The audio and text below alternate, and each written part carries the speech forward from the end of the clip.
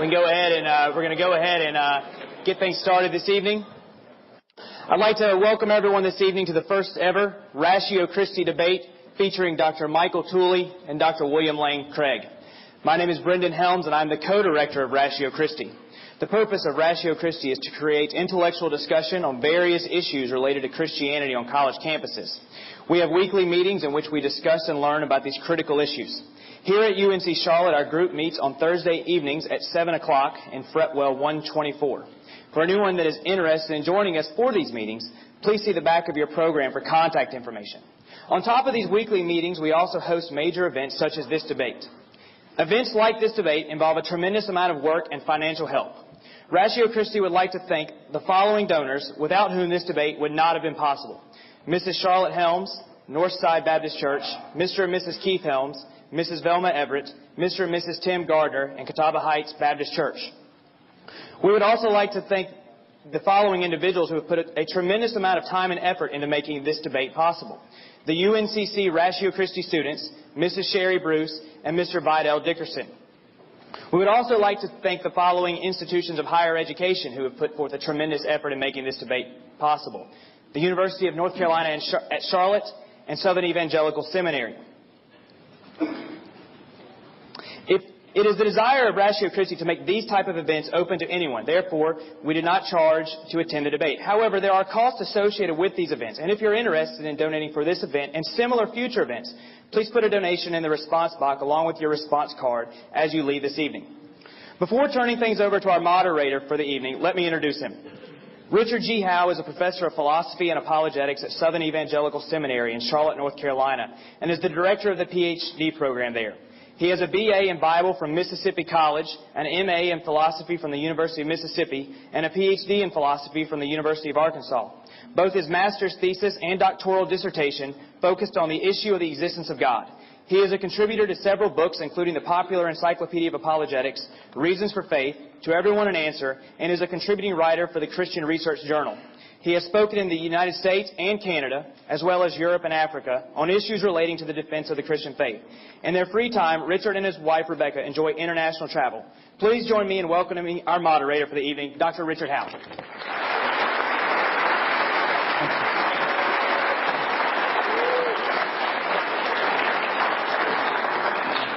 Well, let me add my welcome to what Brendan has said, and I trust that you are not unwell tonight as you come out for this debate. I deem it a special honor to moderate a debate between two formidable philosophers. As a student of philosophy who focused on the issues of God's existence both in my master's thesis and my doctoral dissertation, I find this topic of extreme interest. And as a Christian, indeed as a human being, I find the topic profoundly significant. Now, it's not uncommon on such occasions for the moderator to say something relevant, if not clever and interesting, to help set the tone of the evening and frame the importance of the topic. But in the interest of both time and aesthetics, I will forego such an endeavor. Our esteemed debaters will no doubt be able to set the tone for themselves, and your presence here tonight already indicates that you're keenly aware of its significance. I should like instead to give a brief bio of each participant, explain the format of their engagement, and explain how you can be involved tonight through the question and answer period. By way of commercial, be aware that each of our debaters has books for sale in the back, and a DVD of the debate will be available in the near future for purchase. William Lane Craig is a research professor of philosophy at Talbot School of Theology in La Mirada, California. He earned a doctorate in philosophy at the University of Birmingham, England, before taking a doctorate in theology from the Ludwig Maximilians Universität München, Germany, where he was for 2 years a fellow of the Alexander von Humboldt Stiftung. Prior to his appointment at Talbot, he spent 7 years at the Higher Institute of Philosophy at the Catholic University Leuven, Belgium. Dr. Craig has authored or edited over 30 books, including The Kalam Cosmological Argument, Divine Foreknowledge and Human Freedom, Theism, Atheism, and Big Bang Cosmology, God, Time, and Eternity, and On Guard, as well as over 100 articles in professional journals of philosophy and theology, including the Journal of Philosophy, American Philosophical Quarterly, Philosophical Studies, Philosophy, and the British Journal of the Philosophy of Science. Michael Tooley is a graduate of the University of Toronto with a BA and Princeton University with a PhD. Formerly Professor of Philosophy at the University of Western Australia and Senior Research Fellow at the Australian National University. Dr. Tooley is currently a Distinguished College Professor in the Philosophy Department at the University of Colorado in Boulder. Dr. Tooley's books include Causation, A Realist Approach, Time, Tense, and Causation, Knowledge of God, co-authored with Alvin Plantinga as part of the Blackwell's Great Debates in Philosophy series. Dr. Tooley is a fellow of the Australian Academy of the Humanities, a former president of the Australasian Society of Philosophy, and currently vice president and thus president-elect of the Pacific Division of the American Philosophical Association. The format of tonight's debate is as follows. There will be a 20-minute opening by each debater, followed by 12-minute rebuttals, followed by 8-minute rebuttals, ending with 5-minute closings. After the debate proper, we will have a question and answer session. There will be 2 microphones set up. If you have a question for Dr. Craig, you will need to line up behind the microphone on his side of the auditorium. If you have a question for Dr. Tooley, you will have to line up the microphone on his side of the auditorium. We will alternate questions between debaters. Each will be given 2 minutes to respond to the question, and the other will have 1 minute to counter-respond.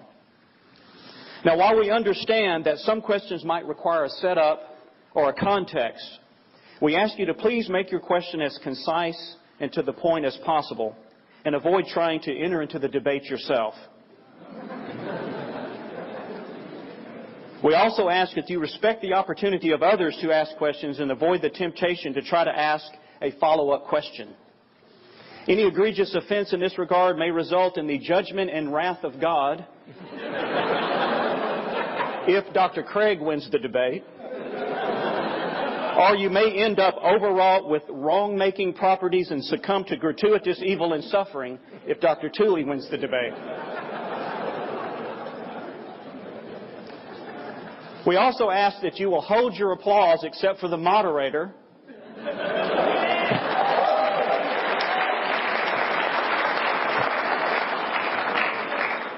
If you would hold your applause until the debate proper is completely done. That is, you can applaud for both debaters, perhaps maybe at the very beginning here in a moment, but then after the second rebuttal is done, before we start the question and answer, to show your appreciation one more time. And one last thing, if you would make sure that you set your ringtone to the wackiest ringtone you have and turn it up as loud as possible so the DVD will be able to pick it up. No, that's not true. I just made that part up. Seriously, if you would be so kind as to put your phone either on vibrate or turn it off altogether for the sake of the recording. So let us begin then with the first opening by Dr. William Lane Craig.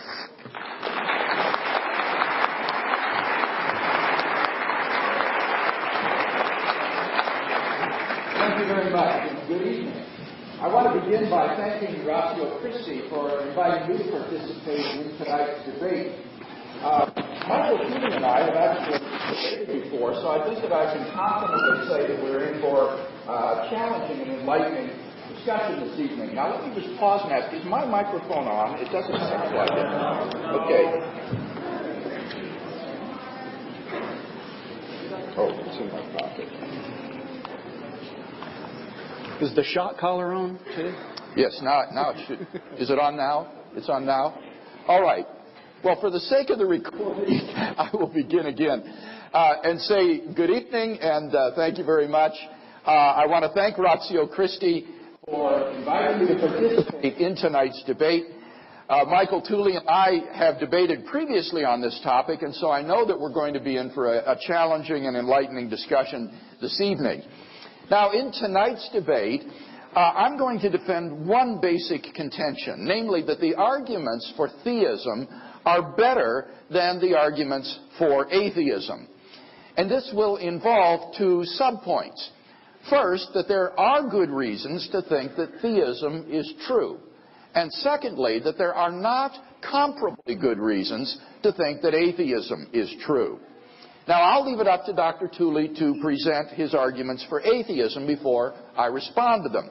In this opening speech, I want to sketch briefly 5 lines of evidence that weigh in favor of God's existence. As a professional philosopher, I think that God makes sense of a wide range of the data of human experience, including philosophical, scientific, moral, historical, and existential considerations. Number 1, then, God is the best explanation of the origin of the universe. Have you ever asked yourself where the universe came from? Why anything at all exists rather than just nothing? Typically, atheists have said that the universe is just eternal and uncaused. But there are good reasons, both philosophically and scientifically, to doubt that this is the case. Philosophically, the idea of an infinite past seems absurd.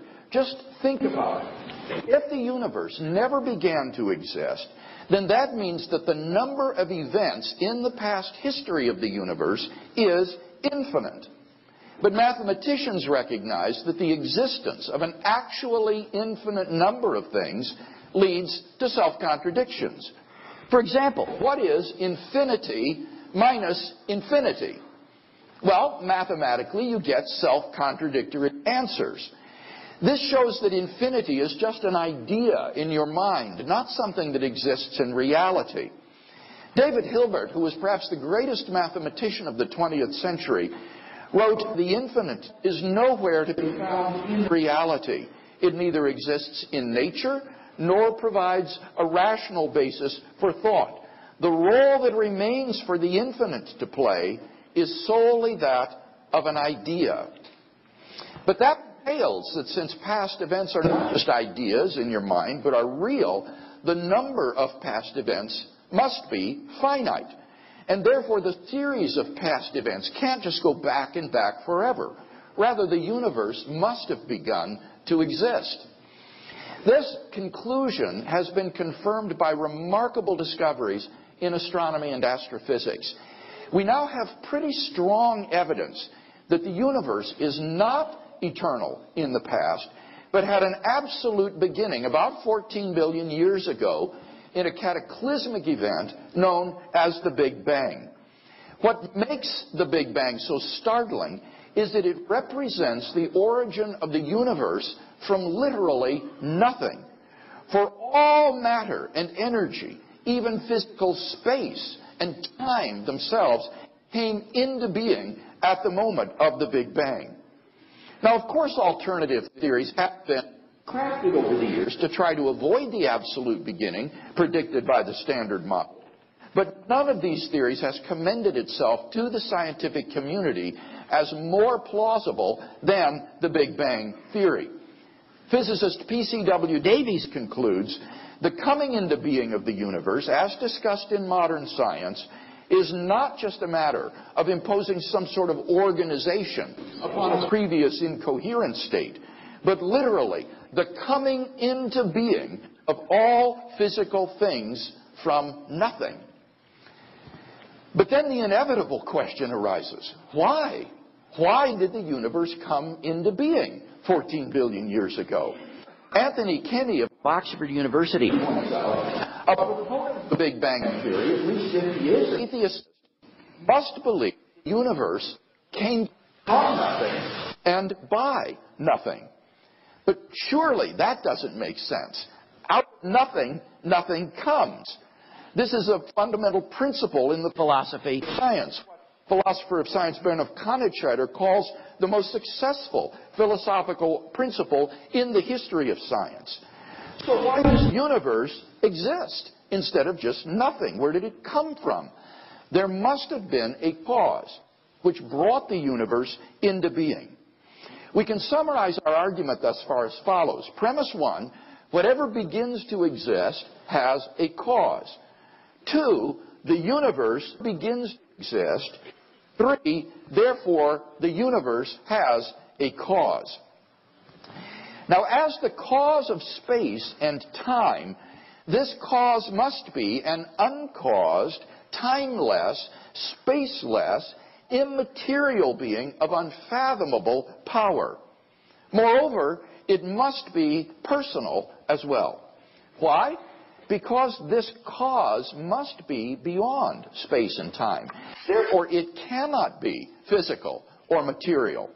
Now, there are only two kinds of things that fit that description. Either abstract objects like a number, or else an unembodied mind or consciousness. But abstract objects can't cause anything. The number 7, for example, has no effect upon anything. So the cause of the universe can't be an abstract object. It therefore follows that the cause of the universe is a transcendent, personal, unembodied mind. Number 2, God is the best explanation of the fine-tuning of the universe for intelligent life. In recent decades, scientists have been stunned by the discovery that the initial conditions of the Big Bang were fine-tuned for the existence of intelligent life with a precision and delicacy that literally defy human comprehension. This fine-tuning is of two sorts. First, when the laws of nature are expressed as mathematical equations, you find appearing certain constants, like the gravitational constant. These constants are not determined by the laws of nature. Second, in addition to these constants, there are certain arbitrarily quantities, which are just put in as initial conditions on which the laws of nature operate. For example, the amount of entropy, or the balance between matter and antimatter in the universe. Now, all of these constants and quantities fall into an extraordinarily narrow range of life-permitting values. Were these constants or quantities to be altered by less than a hair's breadth, the balance would be destroyed and life could not exist.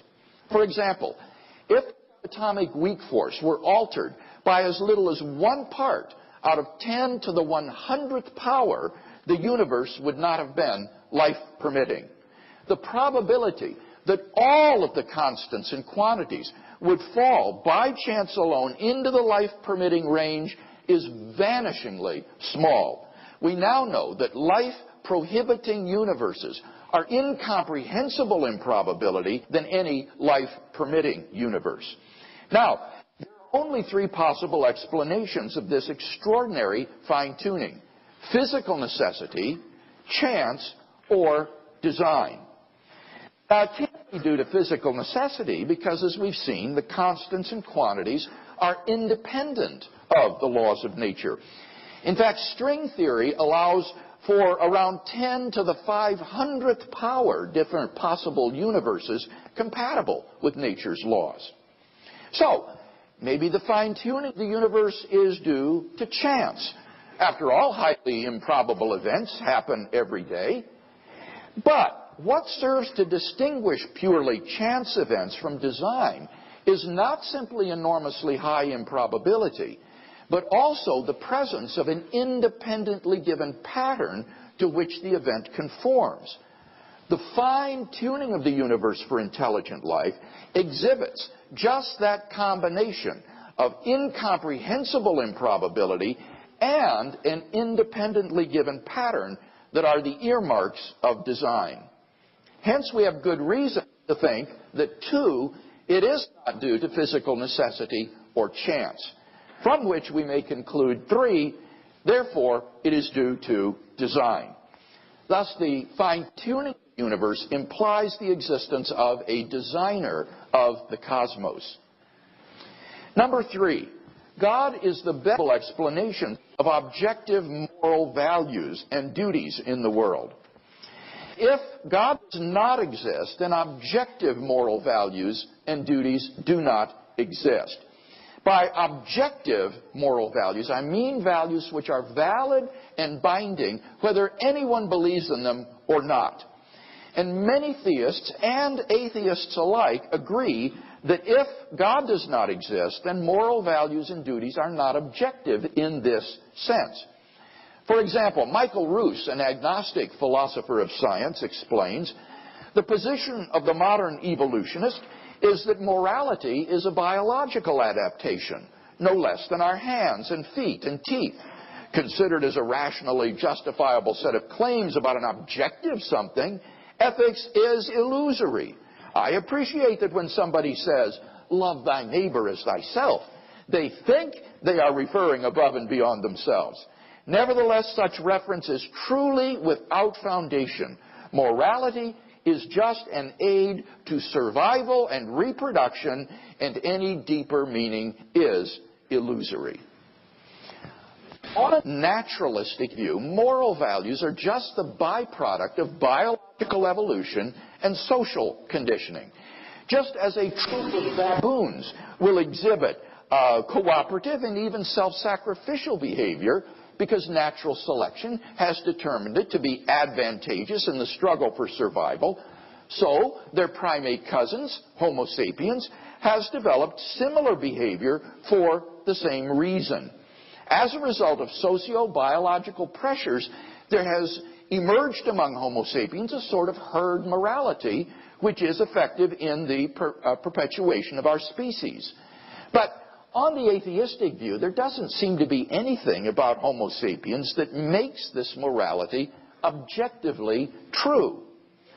On this view, certain actions like rape or incest are not biologically and socially advantageous, and so in the course of human development have become taboo. But that does absolutely nothing to show that rape and incest are morally wrong. Such behavior goes on all the time in the animal kingdom. The rapist who goes against the herd morality is doing nothing more serious than acting unfashionably, the behavioral equivalent of Lady Gaga. On a naturalistic view, it's hard to see any reason to think that anything is objectively wrong or right. But the problem is, two objective values and duties do exist.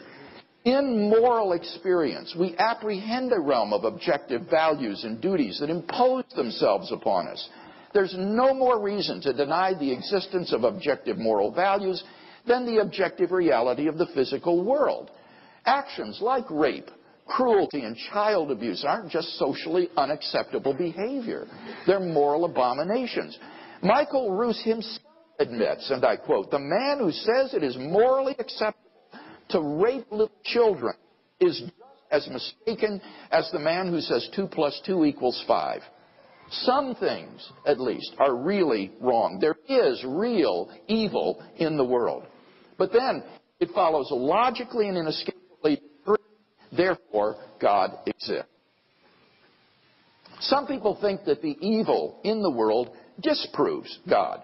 I think the exact opposite is true.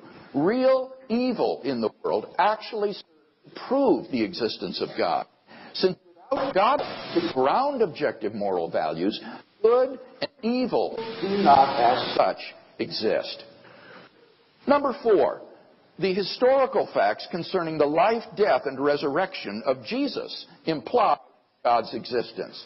The historical person Jesus of Nazareth was a remarkable individual. Historians have reached something of a consensus that the historical Jesus came on the scene with an unprecedented sense of divine authority, the authority to stand and speak in God's place. He claimed that in himself the kingdom of God had come. As visible demonstrations of this fact, he carried out a ministry of miracles and exorcisms. But the supreme confirmation of his claim was his resurrection from the dead. If Jesus did rise from the dead, then it would seem that we have a divine miracle on our hands, and thus evidence for the existence of God. Now, most people would probably think that the resurrection of Jesus is something you just accept by faith, or not. But there are actually 3 established facts recognized by the majority of historians today, which I believe are better explained by the resurrection of Jesus. Fact number 1. On the Sunday after his crucifixion, Jesus' tomb was found empty by a group of his women followers. According to Jakob Kramer, an Austrian specialist, by far most scholars hold firmly to the reliability of the biblical statements about the empty tomb. Fact number 2. On separate occasions, Joel and groups saw appearances of Jesus alive after his death. According to the prominent New Testament critic, Ludemann, it may be taken as historically certain that the disciples had experiences after Jesus' death in which Jesus appeared to them as the risen Christ. These appearances were witnessed not only by believers, but also by unbelievers, skeptics, and even enemies. Fact number 3, the original disciples suddenly came to believe that God had raised Jesus from the dead despite every predisposition to the contrary. You see, Jews had no belief in a defeated and dying Messiah. And Jewish beliefs about the afterlife precluded anyone's rising from the dead to glory and immortality before the end of the world. Nevertheless, the original disciples came to believe so strongly that God had raised Jesus from the dead that they were willing to die for the truth of that belief. N.T. Wright, an eminent New Testament scholar, concludes, "That is why, as a historian, I cannot explain the rise of early Christianity unless Jesus rose again, leaving an empty tomb behind him." Attempts to explain away these 3 great facts, like the disciples stole the body, or Jesus wasn't really dead, have been universally rejected by contemporary scholarship. The simple fact is that there just is no plausible, naturalistic explanation of these facts. And therefore, it seems to me, the Christian is amply justified in believing that Jesus rose from the dead and therefore was who he claimed to be. But that entails that God exists. And thus we have a good inductive argument for the existence of God based on the resurrection of Jesus. Finally, number 5, God can be personally known and experienced. This isn't really an argument for God's existence. Rather, it's the claim that you can know that God exists wholly apart from arguments, simply by personally experiencing him. This was the way that people in the Bible knew God. As Professor John Hick explains, God was known to them as a dynamic will, interacting with their own wills, a sheer given reality, as inescapably to be reckoned with as destructive storm and life-giving sunshine. To them, God was not an idea adopted by the mind, but an experienced reality which gave significance to their lives. Now, if this is the case, then there's a real danger that arguments for God's existence could actually distract our attention from God himself. If you're sincerely seeking God, then God will make his existence evident to you. The Bible promises, draw near to God, and he will draw near to you. We mustn't so concentrate on the external proofs that we fail to hear the inner voice of God speaking to our own heart. For those who listen, God becomes an immediate reality in their lives. In conclusion, then, I think we've seen 5 good reasons to think that God exists. God is the best explanation of the origin of the universe. God is the best explanation for the fine-tuning of the universe for intelligent life. God is the best explanation of objective moral values and duties in the world. God is the best explanation of the historical facts concerning the life, death, and resurrection of Jesus. And God can be personally known and experienced. Now, if Michael wants us to believe that God does not exist, then he must first tear down all 5 of the reasons that I've presented, and then in their place erect a case of his own to show that God does not exist. Unless and until he does that, I think that we can conclude that theism is the more plausible worldview.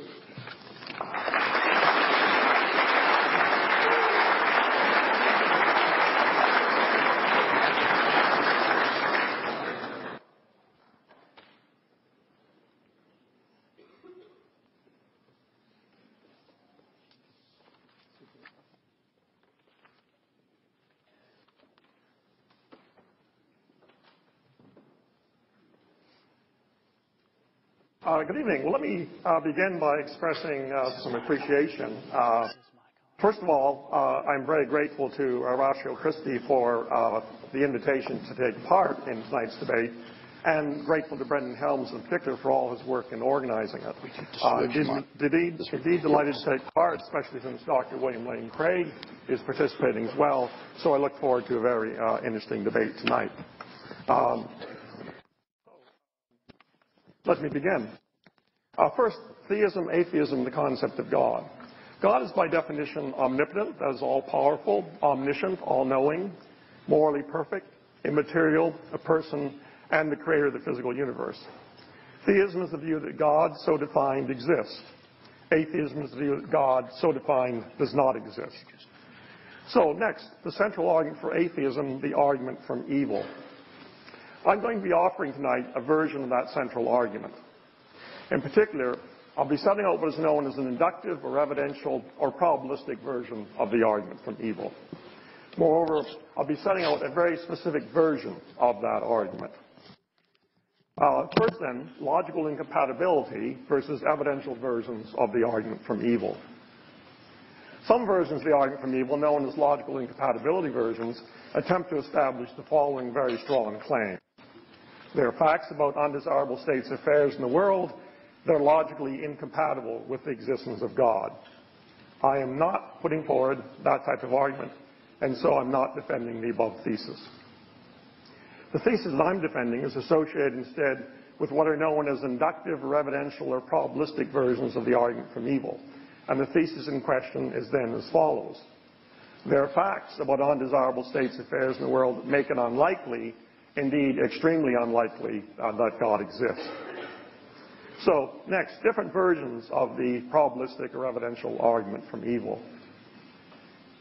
Philosophers have put forward different versions, and the differences between alternative versions of that argument are, moreover, very important.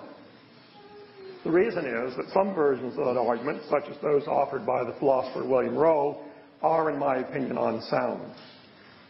My version is the one I advanced in the recently published volume, Knowledge of God, which I co-authored with Professor Alvin Planning of Notre Dame, published in 2008. A full presentation of that argument would require a lecture in itself, since the argument involves a serious and technical application of inductive logic. The underlying intuitive idea, however, is a very natural one, and that is what I should be setting out and explaining to you tonight in this debate. So that's the structure of my discussion. I'm going to begin with a brief catalog of some important evils. Then I'll go on to offer a statement of the evidential argument from evil. Next, I'll talk about the justification of the crucial inductive inference. And then my conclusion will be this: the inductive argument from evil for the non-existence of God is an inductively sound argument. So next then, a brief catalog of some important evils. First of all, there's extreme moral evil. Consider Hitler, Stalin, acts of genocide. Secondly, there's the suffering endured by innocent children due to starvation, serious illness, abuse by adults. There's the suffering of animals, due, for example, to the existence of carnivores.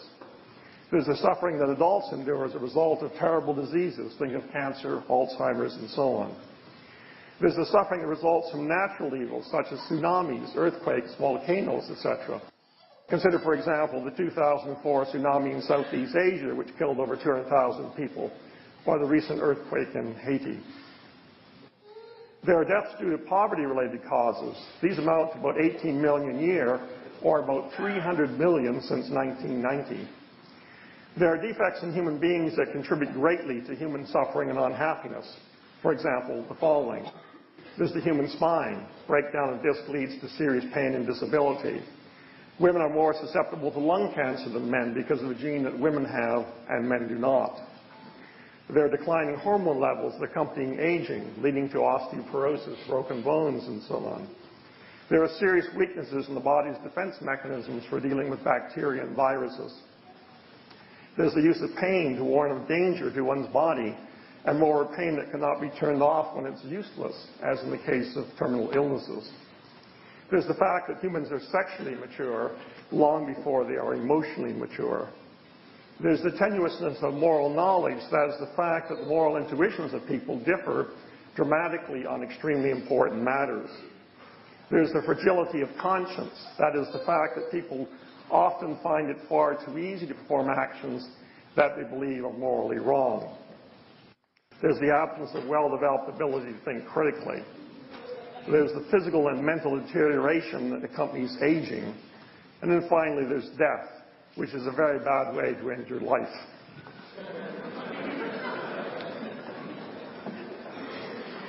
Okay, then there are defects in the world outside of human beings that contribute greatly to suffering, either by humans or by other sentient beings. These include, as mentioned before, carnivorous animals, and an earth that's prone to natural disasters such as droughts, hurricanes, tornadoes, volcanoes, earthquakes, tsunamis. Next, I want to talk about three kinds of what I call hypothetical evils. The first type are evils that exist if there is an all-powerful and all-knowing being. So suppose the world does contain such a being. Then given the assumption, the following states of affairs exist and seem to me to be highly undesirable. First, there's the hiddenness of such a being. This is the fact that the existence of any all-powerful, all-knowing being is, to put it mildly, much less evident than it could be. Such a being could, after all, easily make his existence perfectly evident to anyone in a wide variety of ways.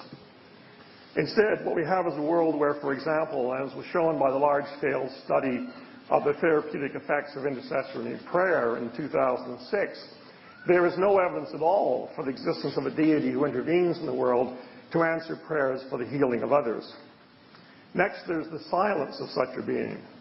Consider, for example, the silence of an omnipotent and omniscient being about, first of all, why he has allowed great natural disasters such as the Haitian earthquake, or why he allowed Hitler to kill 6 million Jews, men, women, children, and babies in the Holocaust. Second type of hypothetical evils. These are evils that exist if the Old Testament is true.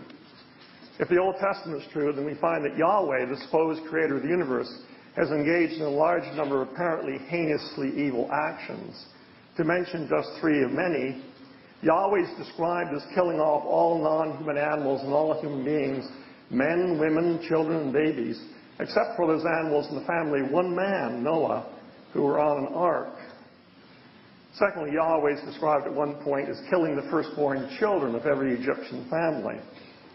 Thirdly, Yahweh is described as ordering Saul to kill all of the Amalekites, quote, "Spare no one, put them all to death, men and women, children and babes in arms," 1 Samuel 15:3. Third type of hypothetical evil. These are evils that exist if the New Testament is true. What I want to focus upon here is simply the existence of hell. The Old Testament is clearly a disaster area, but in my opinion, it's nothing compared with the New. There we find the belief that a supposedly loving and merciful creator of the universe has, as part of his creation, created hell, where according to the New Testament, the majority of the human race will suffer in eternal torment. Look at your neighbor, one of you is going there.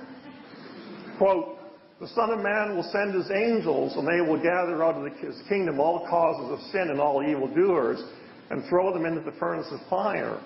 There men shall weep and gnash their teeth."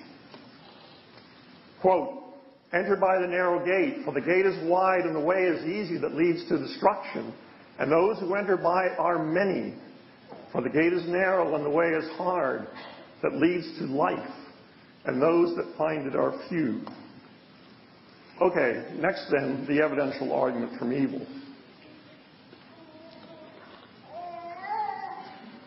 Here's how the argument goes. If there is an all-powerful and all-knowing being, then there are cases where that person intentionally allows natural disasters such as tsunamis and earthquakes that kill hundreds of thousands of innocent people, including children. Secondly, the property of intentionally allowing such natural disasters is a wrong-making characteristic of an action, and a very serious one. 3, in many such cases, we do not know of any right-making characteristics that we have good reason to believe are both present in the cases in question and also sufficiently significant to counterbalance the relevant wrong-making characteristics. Therefore, 4, if there's an all-powerful and all-knowing being, then there are specific cases of such a being's intentionally allowing natural disasters where there is a wrong-making property does not, as far as we know, counterbalanced by right-making properties. Here comes the crucial inference. It's a probabilistic inference. Therefore, it's likely that if there is an all-powerful and all-knowing being, then there are specific cases of such a being's intentionally allowing disasters where the total wrong-making properties of the actions, both the known ones and the unknown ones, are not counterbalanced by the total right-making properties, both known and unknown. That's the crucial move in the argument. 6, an action is morally wrong, all things considered, if it has wrong-making characteristics that are not counterbalanced by its right-making characteristics. And therefore, 7, if there's an all-powerful and all-knowing being, then that being knowingly allows things to happen in situations where it is morally wrong to do so, all things considered. But 8, if one knowingly allows things to happen in situations where it's morally wrong to do so, then one is not morally perfect. Therefore, 9, there is no omnipotent, omniscient, and morally perfect being. But if God exists, then he is by definition omnipotent, omniscient, and morally perfect. And therefore, 11, God does not exist. That's the evidential argument from evil. All the inferences in the preceding argument are deductively valid inferences, except for the following one. It's the move from 4 to it's likely that 5. It's moved from a claim about the right-making, wrong-making characteristics that we're aware of to a claim that's relative to the totality of right-making and wrong-making characteristics. That's the crucial inference. And the question is that inference justified or not? How can one determine whether that's so or not? The answer is this can only be determined by bringing inductive logic, understood as a theory of logical probability, to bear upon the question. There is no other way of answering this question. Now, doing this turns out to be a somewhat complex operation that I cannot describe in detail here tonight. But if you're interested, the details are available in the aforementioned Knowledge of God book, co-authored with Professor Alvin Plantinga. What I'm going to do here is simply to convey the general intuitive idea behind the argument, to enable you to see why you would suspect, without looking at the details, that this sort of argument is inductively sound. The general idea involves considering the different possibilities there are with regard to morally significant properties that we humans are not aware of. One then works out the probability in action that is wrong relative to those morally significant properties that we are aware will also be morally wrong relative to the totality of morally significant properties, both known and unknown. Now, I'm going to illustrate the general idea by focusing upon an especially simple case. And to set out the case, it'll be helpful to use the following diagram. So let me explain what's going on in this diagram. You see that there's a rectangle with an A in it. The rectangle represents an action. Notice that there's a vertical line in the diagram, and the idea is that actions which are on the right side of the vertical line are morally right actions. Actions which are on the left side of the line are morally wrong actions. There's also a horizontal line in the diagram, and that's supposed to be the division between things that are known about the action by us, they're above the line, and below the line are things that we don't know about the action. So again, looking at the diagram, you see an arrow above the line pointing to the left, and it's labeled KW. That's saying it's a known wrong-making property. It's pointing in the direction of moral wrongness. Below the line, you have an arrow pointing to the right labeled UR. That's an unknown right-making property. And the idea in this case is that the unknown right-making property is more significant, its weight here, than the known wrong-making property. And so the result is that the action is one that's morally permissible, all things considered. Consider now an action A that's as follows. A has one known wrong-making property, and it has no known right-making properties. But there is an unknown right-making property, R, that A may or may not have. There's also an unknown wrong-making property, W, that A may or may not have. A's having the right-making property R is precisely as likely as A is having the wrong-making property W. The two properties R and W is precisely as weighty as one another. One can see there are four possibilities which are as follows. First possibility, action A doesn't have either R or W. Possibility 2, A possesses R but not W. Possibility 3, A possesses W but not R. And possibility 4, A possesses both R and W. So here's a picture of the first possibility. Again, A doesn't have either R or W. It has a known wrong-making property, so A turns out to be wrong, all things considered. Second possibility is it possesses R but not W. Within an unknown right-making property, R shifts A across the vertical line into an action that's morally permissible. That's possibility 2.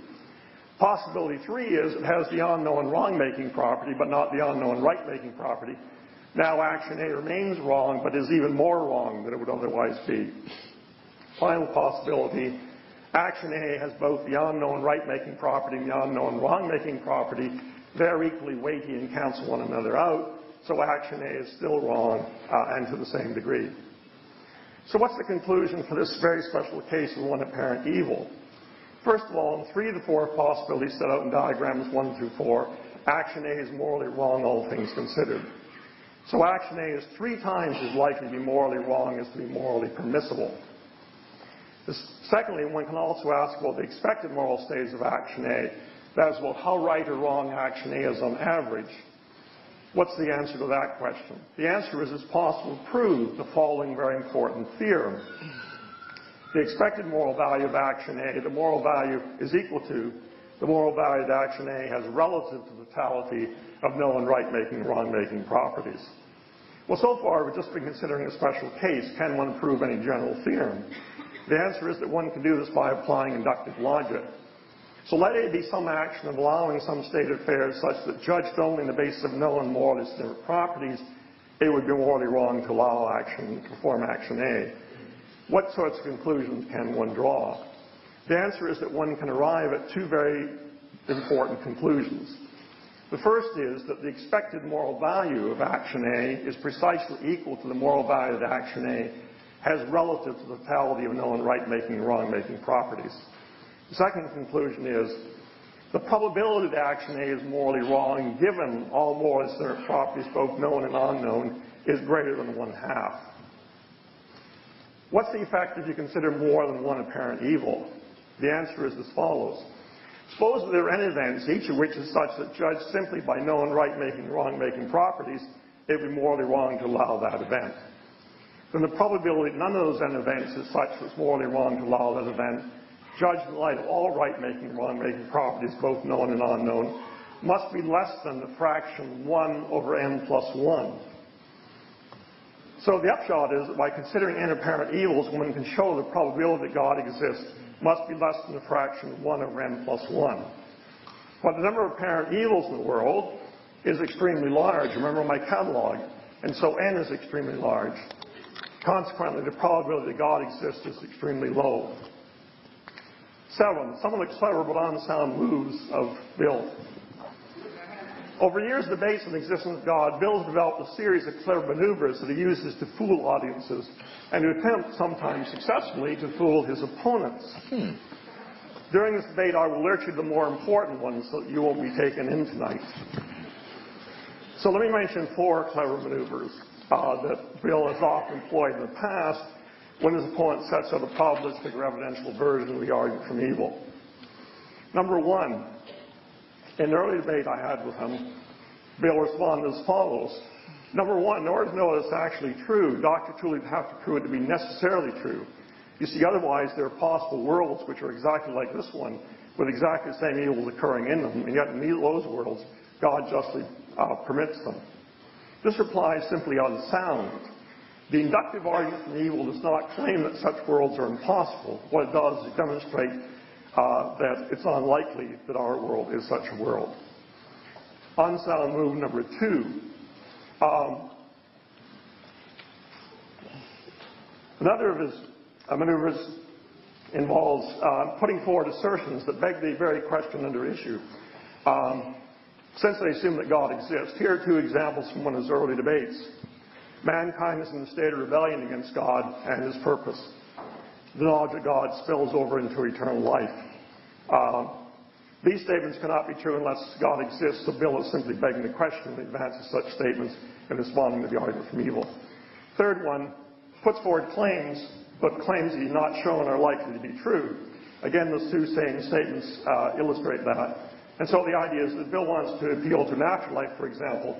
The mere assertions are no good. He has to show that those are likely and not mere possibilities. The final thing is, he sometimes says that one needs to prove various things, right? The argument I put forward does not involve any assumptions, for example, about there not being an afterlife. It makes no claim with those sorts of things. Thank you very much.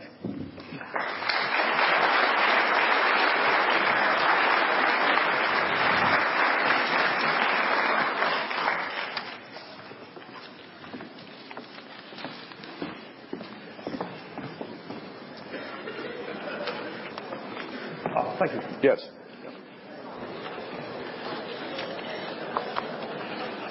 Well, I told you you were in for a challenging evening.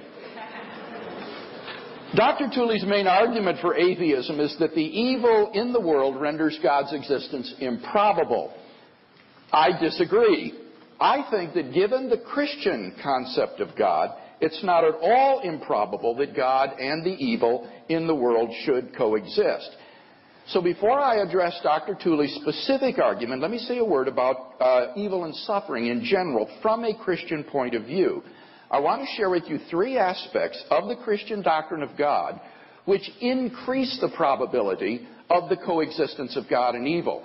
And Dr. Tooley has already mentioned two of those in warning you about me. But notice that this isn't invalid to do this. What I'm saying is that if the Christian God is the God at issue, then it is not at all improbable that we should see evil in the world. So what are those? Well, number one, the purpose of life is not happiness, but rather the knowledge of God. One reason that the problem of evil seems so intractable is that we tend to think that if God exists, then his goal for human life is happiness in this life. God's role is to provide a comfortable environment for his human pets. But on the Christian view, this is false. We are not God's pets. And the purpose of life is not human happiness in this life, but rather a personal relationship with God, which will in the end bring true and everlasting human fulfillment. Many evils, such as Dr. Tooley cataloged, occur in life which may be utterly pointless with respect to producing happiness in this life. But they may not be pointless with respect to producing the knowledge of God. It is not at all improbable that only in a world suffused with natural and moral evils that the optimal number of persons would freely come to know God personally and so find eternal life. What the atheist would have to show is that there's another possible world which is feasible for God to create, which involves less suffering than the actual world, but the same amount of the knowledge of God. But how could the atheist possibly prove such a thing? It's pure speculation. Secondly, on the Christian view, mankind is in a state of rebellion against God and his purpose. Rather than submit to and worship God, people rebel against God, go their own way, and so find themselves alienated from God and morally guilty before him. The terrible human evils in the world are testimony to man's depravity in this state of spiritual alienation. This only serves to heighten mankind's moral responsibility before God, as well as our own wickedness and our need of his forgiveness and moral cleansing.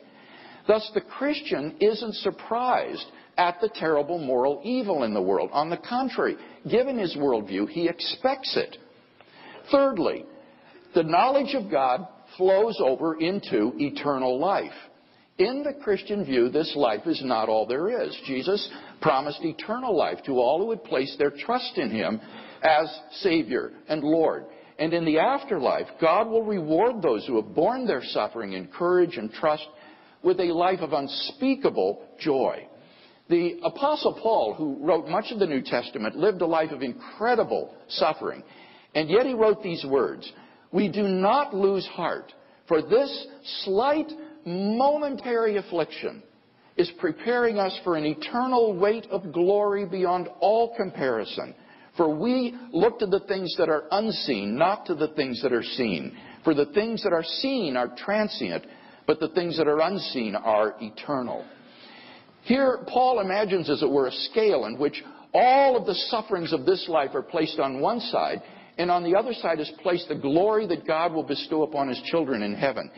And he says the weight of glory is so great that the sufferings of this life cannot even be compared to it. Moreover, think about this. The longer we spend in eternity, the more the sufferings of this life shrink by comparison to an infinitesimal moment. And that's why Paul could call them a slight, momentary affliction. They were simply overwhelmed by the ocean of divine joy and eternity that God lavishes on those who trust Him. So what I'm saying is that given the Christian doctrine of God, it's not at all improbable that we would find ourselves in a world filled with natural and moral evil. And therefore, the existence of the Christian God is not improbable relative to the evils in the world that Dr. Tooley cataloged. Now, what about Dr. Tooley's specific argument based on the evil in the world? Well, I think that his argument has multiple weaknesses. First, in general, although this didn't come out in his first speech, Dr. Tooley's argument is based upon a theory of logical probability, which is highly controverted and irrelevant to real-life situations. His premise 8, I believe, I'm not sure about the numbering, it went by so quickly, namely the premise that the probability of the wrong-making properties of an action's outweighing its right-making properties is greater than a half. That premise is based upon a theory of probability which is rejected by almost all probability theorists today, in part because the probability that it yields depends upon arbitrary decisions made by the theorist, and therefore are not objective. There are many other approaches to probabilistic reasoning which do not share the failings of Dr. Tooley's approach, but these do not support his key premise. Secondly, consider Dr. Tooley's second premise, that if the action of choosing to permit some state of affairs is morally wrong, then God would never perform that action. I want to challenge this premise on two grounds. First, whether some action is wrong depends on the person involved. For example, it would be wrong for a mother to allow her child to throw a tantrum in the grocery store. She should discipline her child. But it wouldn't be wrong for you to allow her child to throw a tantrum. Indeed, it would be wrong for you to try to interfere and discipline her child because you don't have the right to do that. So we always need to ask, wrong for whom? And this is crucial because God, I think, has the right to do or permit things that we don't. For example, it would be wrong for Dr. Tooley to pull out a gun and kill me. But if God wants to end my life right now, that's His prerogative. So Dr. Tooley's first premise, I think, is malformed and therefore cannot be true. Second reason I have for doubting this premise is that I don't think naturalism can make sense of moral rightness and wrongness. Rightness and wrongness have to do with our moral obligations and prohibitions, but these arise as a result of moral imperatives. As we saw in my defense of the moral argument, atheists can make no sense of moral imperatives because they lack a moral lawgiver to issue such imperatives. And that's why on atheism there are no objective moral duties. So Dr. Tooley's premise only makes sense if God exists. So his argument against God's existence presupposes God's existence, and therefore it can't even get off the ground. Thirdly, consider Dr. Tooley's premise 6, that the property of choosing not to prevent an event like the Haitian earthquake is a wrong-making property of that action. Now, Dr. Tooley just takes this premise for granted, but I don't think it's clearly true. And again, I have two reasons for this. First, even though the event of all those people dying is horrible and even bad, it doesn't follow from that it was wrong for God to permit it to happen. Badness doesn't entail wrongness. But secondly, more fundamentally, we shouldn't think of the rightness or wrongness of an action as a sum of right-making and wrong-making properties. Consider the property of sticking a knife into somebody's heart. That might seem like a wrong-making property. But suppose we're given the additional information that the agent involved is a heart surgeon. Well, now suddenly it no longer seems to be a wrong-making property after all. Being a heart surgeon, however, is not a right-making property that balances out the wrong-making property of sticking a knife into somebody. Rather, it's a context in which we now see that what we thought was a wrong-making property may not have been wrong after all, and may even be good. If it's right for someone to permit some event, then his action is just right as a whole. It doesn't make sense to think of the wrongness of an action as a sum of known and unknown right and wrong-making properties, as Dr. Tooley does in his argument. Fourthly, and finally, consider Dr. Tooley's premise 4, that we know of no right-making property of the action that would outbalance the known wrong-making property. Now, I've already rejected this whole approach to assessing the worth of actions, but waiving that, on the view that I've defended, I do know of such a property. On my view, the wrongness of an action is determined by its being forbidden by God. An action is morally permissible if it is not forbidden by God. Now, obviously, God didn't forbid permitting the Haitian earthquake, so it has the right-making property of being permitted by God. So Dr. Tooley has to just assume that my view is unjustified, which is what he's supposed to be proving. His argument turns out to be reasoning in a circle. So, for those 4 reasons, it seems to me that Dr. Tooley's argument, despite its complexity, has at least 3 false premises. It's therefore, I think, a bad argument for atheism. Now, let me just respond very quickly to his 4 points that if God exists, there are certain evils. First, the hiddenness of God. He would have to show that if God made his existence more evident, that more people would come to a personal knowledge and relationship with him. And that is by no means obvious. That's purely conjectural. Secondly, with regard to the silence of God, again, this would turn the universe into a haunted house if God were to be telling us every time why we fell down the stairs or had an automobile accident. And besides, it might not do any good. People learning that the reason God permitted it was because it would help someone 75 years from now in Catalan, Mexico, just might make them all the more angry and resentful against God. What about the Old Testament atrocities, as he calls them?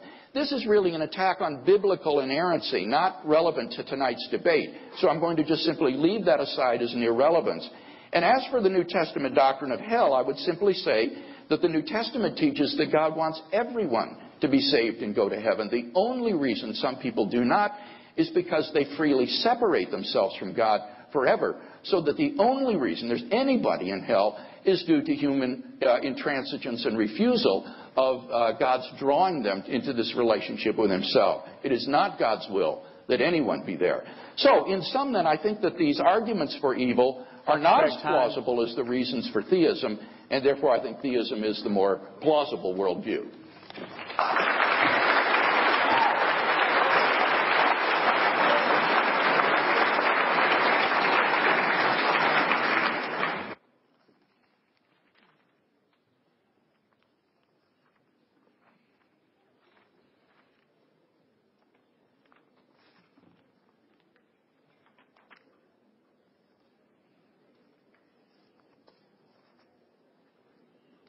Okay, Bill's many arguments for the existence of God.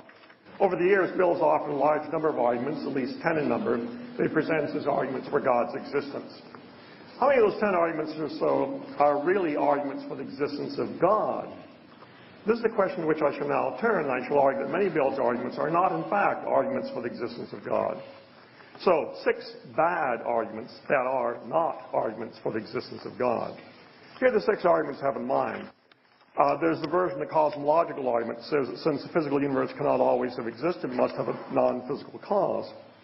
There's a teleological argument. God provides the best explanation of the complex order in the universe. There's the fine-tuning argument. God is the best explanation for the remarkable fine-tuning of initial condition in the universe for intelligent life. There's Big Bang cosmology, which appeals to current cosmological theory that the universe had a beginning, and so must have had an intelligent first cause. There's the contingency argument. God is the best explanation why anything at all exists rather than nothing. There's the abstract entities argument. Now, I'm going to look at one of the above arguments, but the point that I shall make, however, will apply equally to the other 5 arguments. So let's look at the fine-tuning argument. Bill describes the conclusion of this argument as follows. God is the best explanation for the remarkable fine-tuning of initial conditions of the universe for intelligent life. Note the presence of the word God.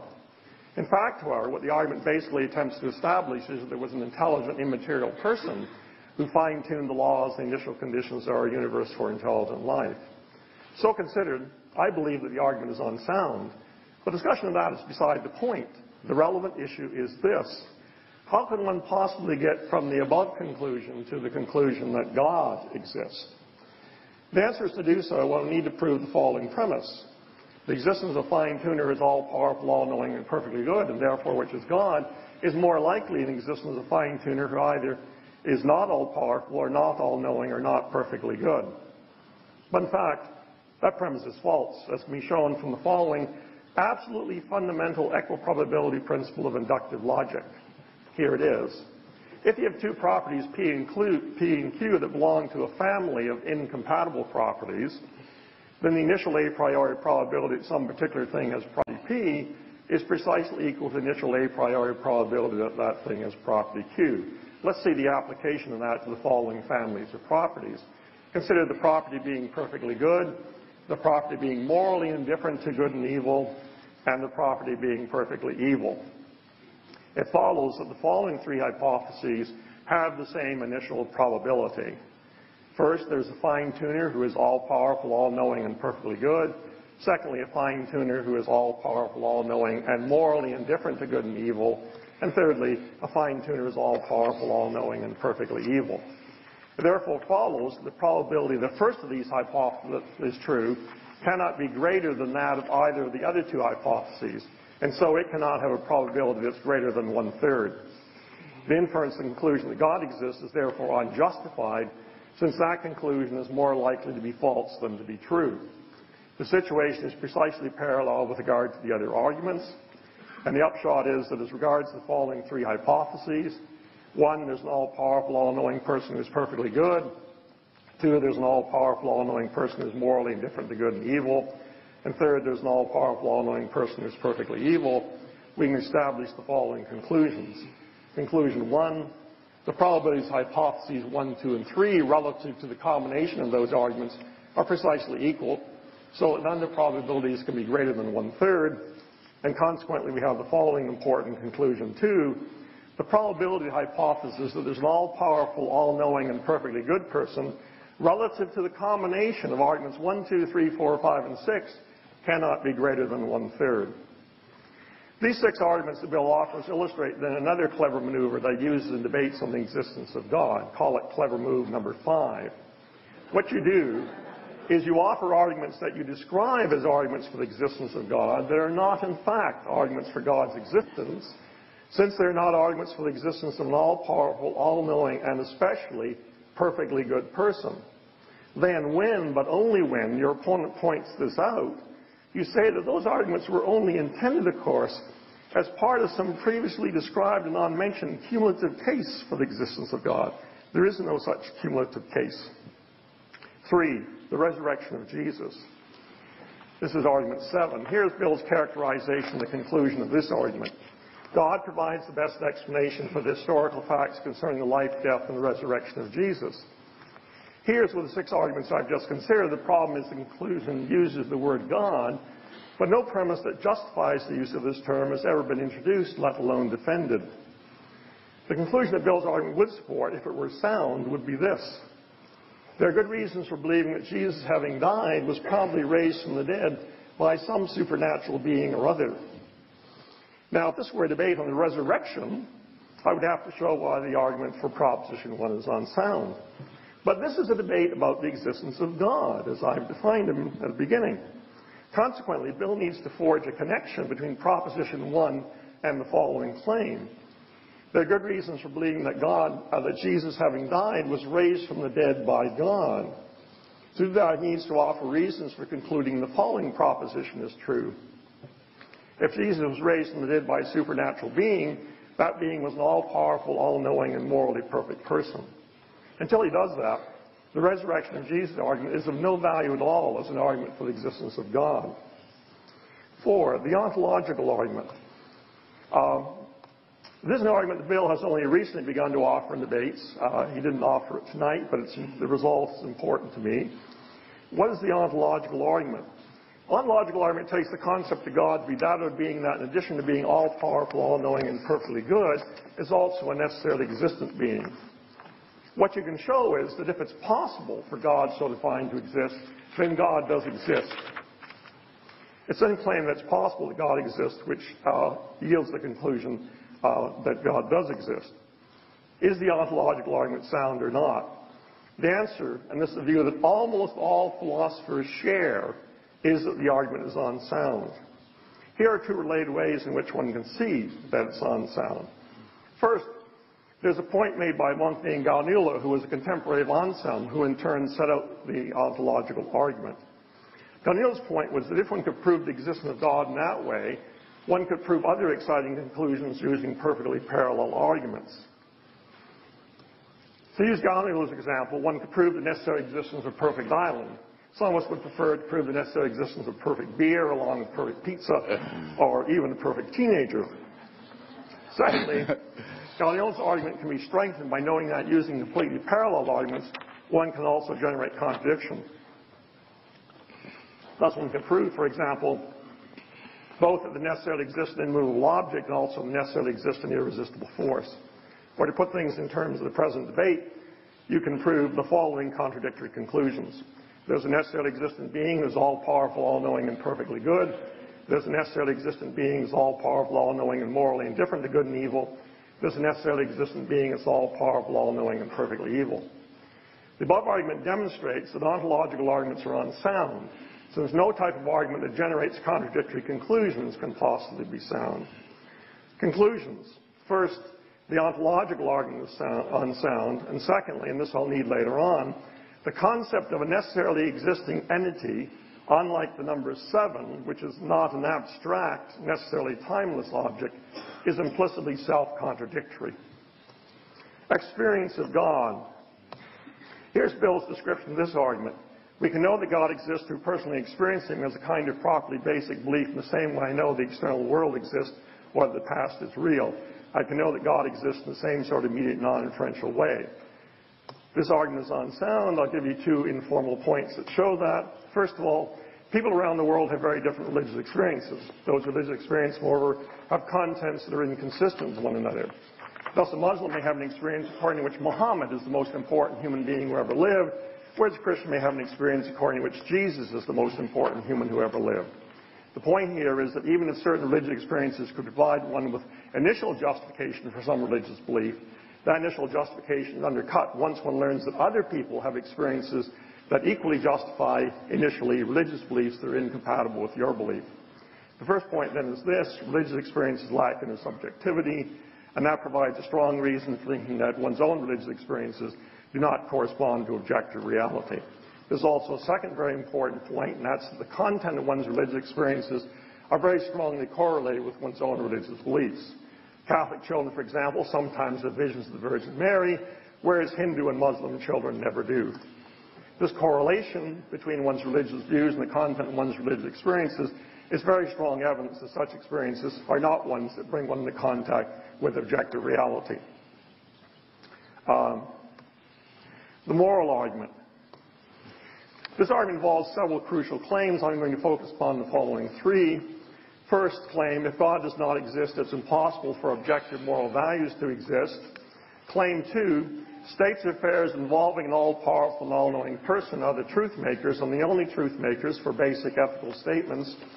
Claim 3, if it's morally wrong in itself for a person, it's morally wrong in itself for a person to perform action A, if and only if God commands that person not to do A. Observation, Bill has not offered satisfactory support for any of those three claims, either here or in his publications.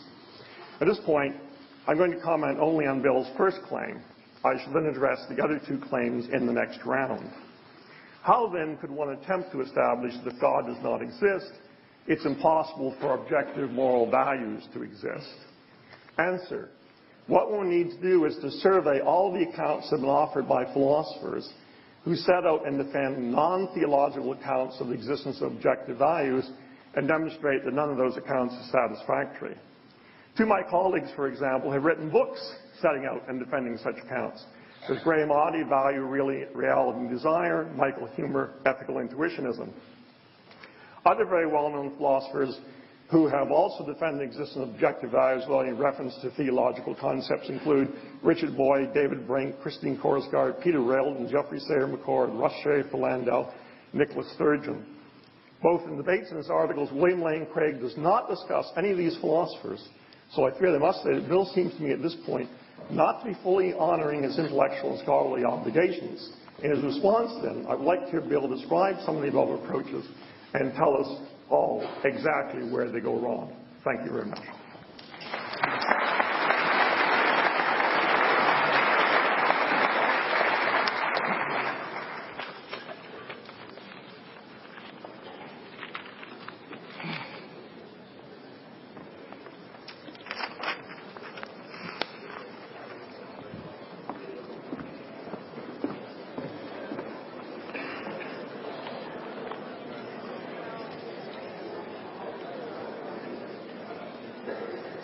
In my last speech, I explained why I wasn't convinced by Michael's argument based on the problem of evil, because it has three, I think, false premises.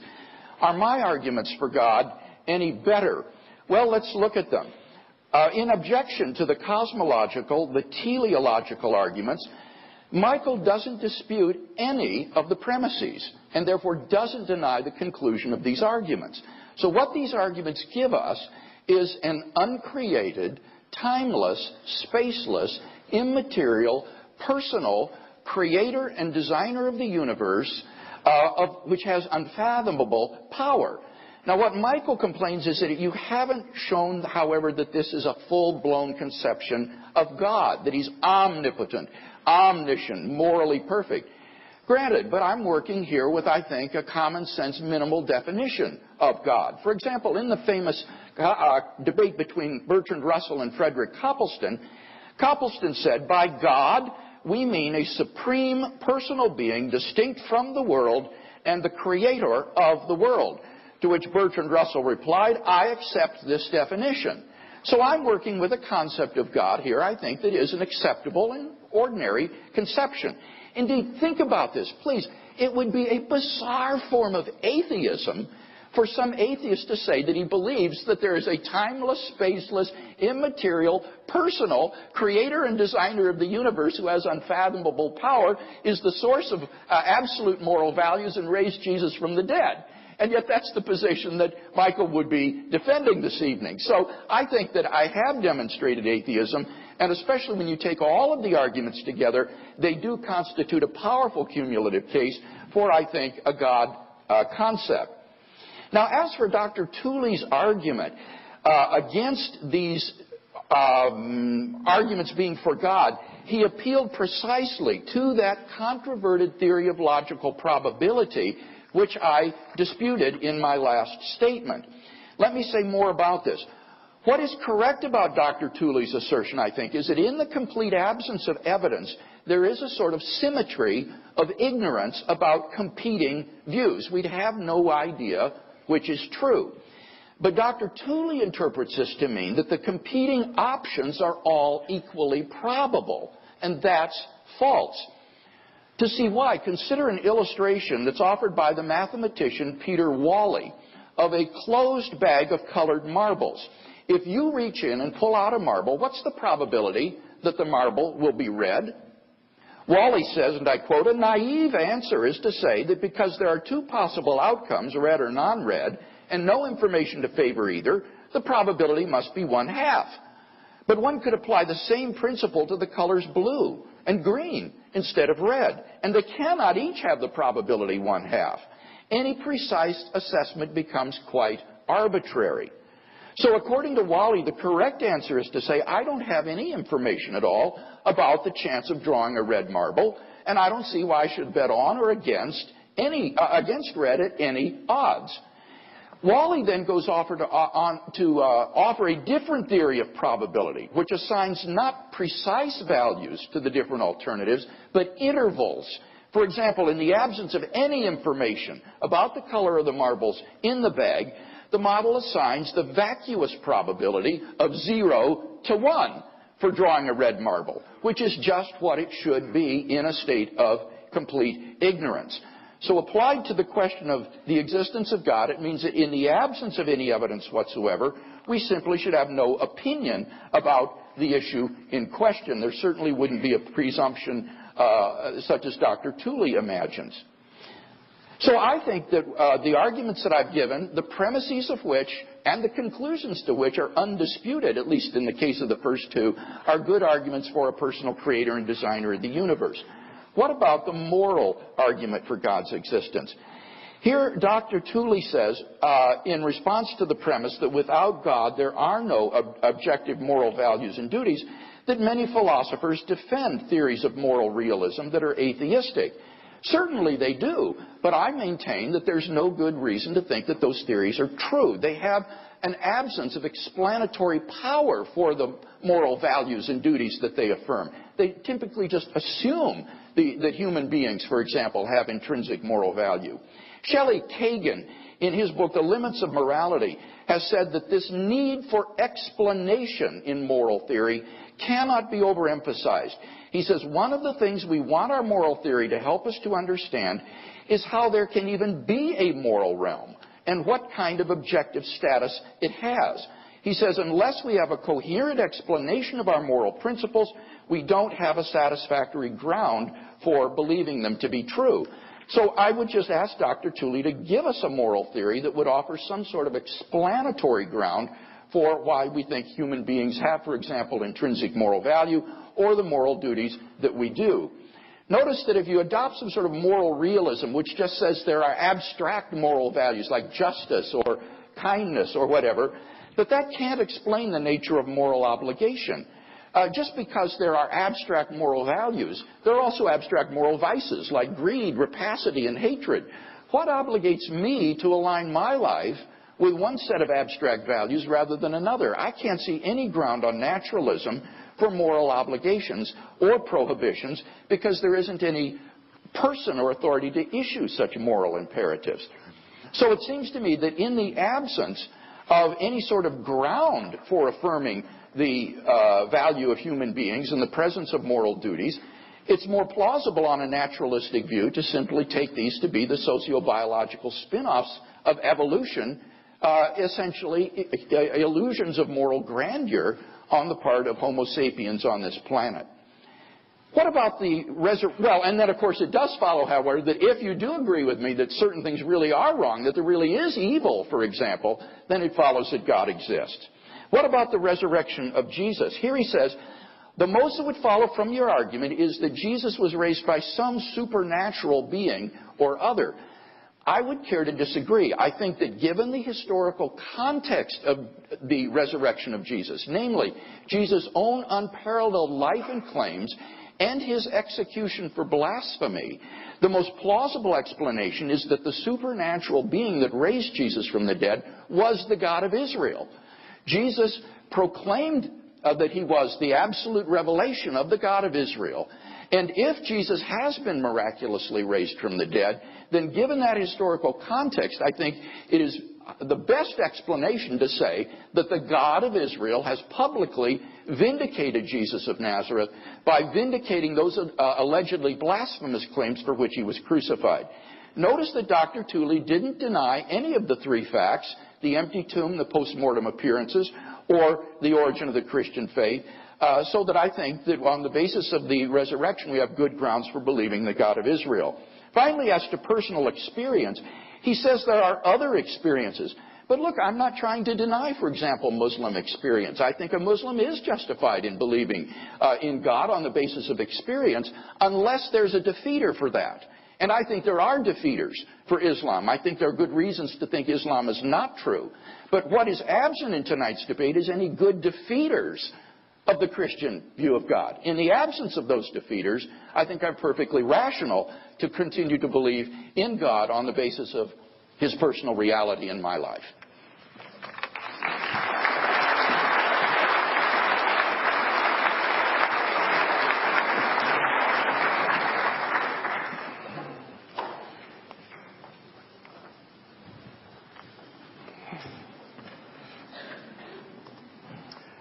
So let's look at the moral argument. In my first response, I point out that Bill has not responded at all to the many philosophers who have advanced accounts of objective moral values that are incompatible with the following claim. If God does not exist, it's impossible for objective moral values to exist. I shall now consider two other crucial claims. Here, we have two decisive objections to theologically based ethics. Argument one is the necessity of basic moral truths. This argument is directed against claim two. States affairs involving an all-powerful and all-knowing person are the truth makers and the only truth makers for basic ethical statements. The argument runs as follows. First, basic moral truths are necessary truths. They are true in all possible worlds. Hence, the state of affairs S cannot provide an ontological ground for moral truths unless it's a ground for moral truths in all possible worlds. In my earlier discussion of the ontological argument, I showed the assumption that it's logically possible for there to be necessarily existent beings that exist in time gives rise to contradictions. We have then the following conclusion. Aside from timeless, purely abstract objects such as numbers, it's logically impossible for there to be necessarily existent beings. So if God is defined as a necessarily existent person, it follows that God does not exist. But if God is not a necessarily existent person, then there's got to be a possible world in which God fails to exist. But basic moral truths, being necessary truths, are true in every possible world, and so they must be true in possible worlds where God does not exist. If God does not exist in a given possible world, God cannot provide an ontological ground for basic moral truths in that world. Therefore, states affairs involving God cannot provide an ontological ground for basic moral truths. Second argument. Theologically based ethics is incompatible with objective moral wrongness. This argument is directed against claim 3. It is morally wrong in itself for a person to perform action A if and only if God commands that person not to do A. The argument runs as follows. Inflicting suffering upon any sentient being is always wrong in itself. If claim 3 is true, then it's morally wrong in itself for a person to perform action A if and only if God commands that person not to do A. God does not command himself not to perform any action, such as not inflicting suffering upon any sentient being. Therefore, if claim 3 is true, it's not wrong in itself, for example, for God to inflict suffering upon any sentient being. Therefore, claim 3 is false. Bill's theologically based ethics entails, in short, that no action is objectively wrong, and so it entails that persons and sentient beings do not have any objective intrinsic rights. Thus, as Bill frankly puts it, referring to God, if you wanted to strike me dead right now, that's his prerogative. In the end, then, Bill's embracing a form of moral nihilism. The resurrection of Jesus argument. I pointed out earlier that in order to convert this argument into an argument for the existence of God, Bill would need to prove the following thesis. If Jesus was raised from the dead by a supernatural being, that being was all-powerful, all-knowing, and perfectly good. I shall now offer two arguments to you that even if it is perhaps not absolutely impossible that if Jesus was raised from the dead, he was raised from the dead by God, that is, by an all-powerful, all-knowing, and perfectly good person, the latter is very improbable. First, then, the moral character of Yahweh. The argument is as follows. If Jesus was raised from the dead, the most reasonable hypothesis about the supernatural being who did it was that it was a God that Jesus believed in, namely Yahweh, the God of the Jews. There are excellent reasons for believing that Yahweh, if he existed, was not perfectly good and therefore was not God. Therefore, 3, there are excellent reasons for believing that Jesus was raised from the dead. He was not raised from the dead by God.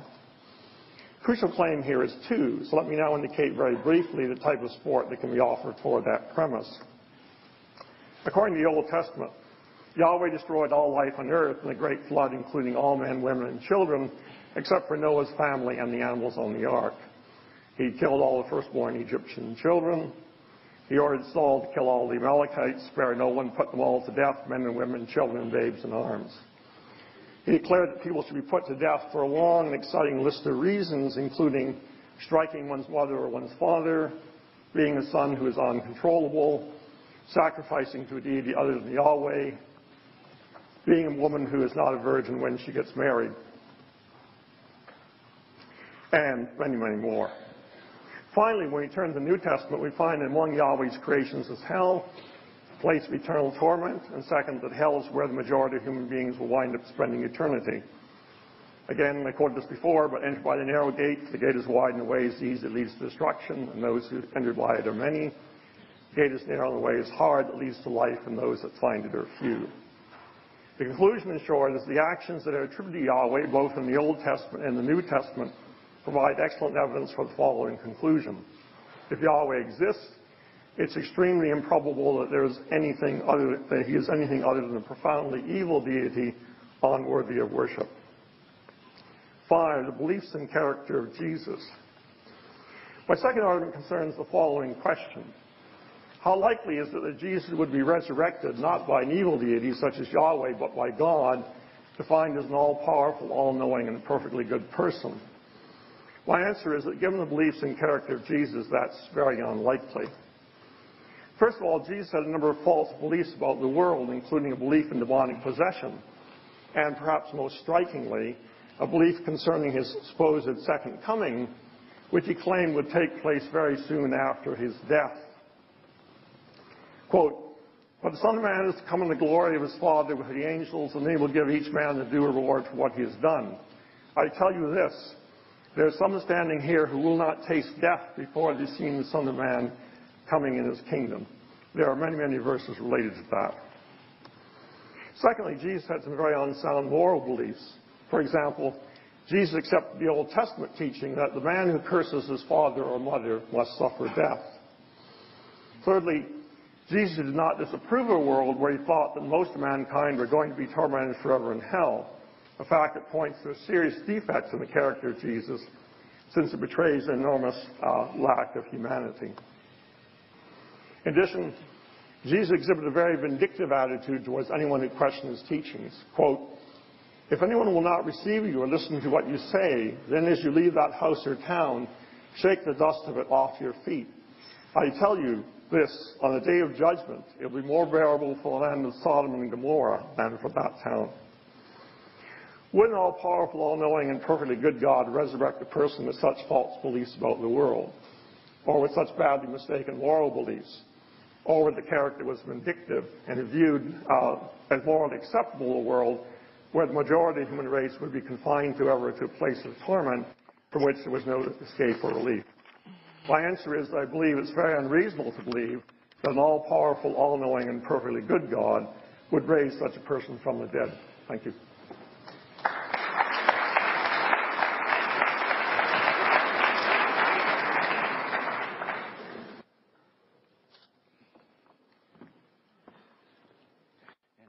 This is my closing, right? 5 minutes? Okay. It's gone so quickly.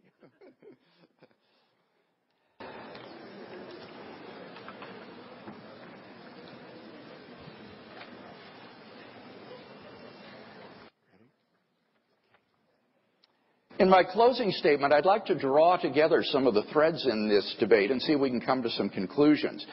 I argued tonight for one basic contention, that the arguments for theism are better than the arguments for atheism.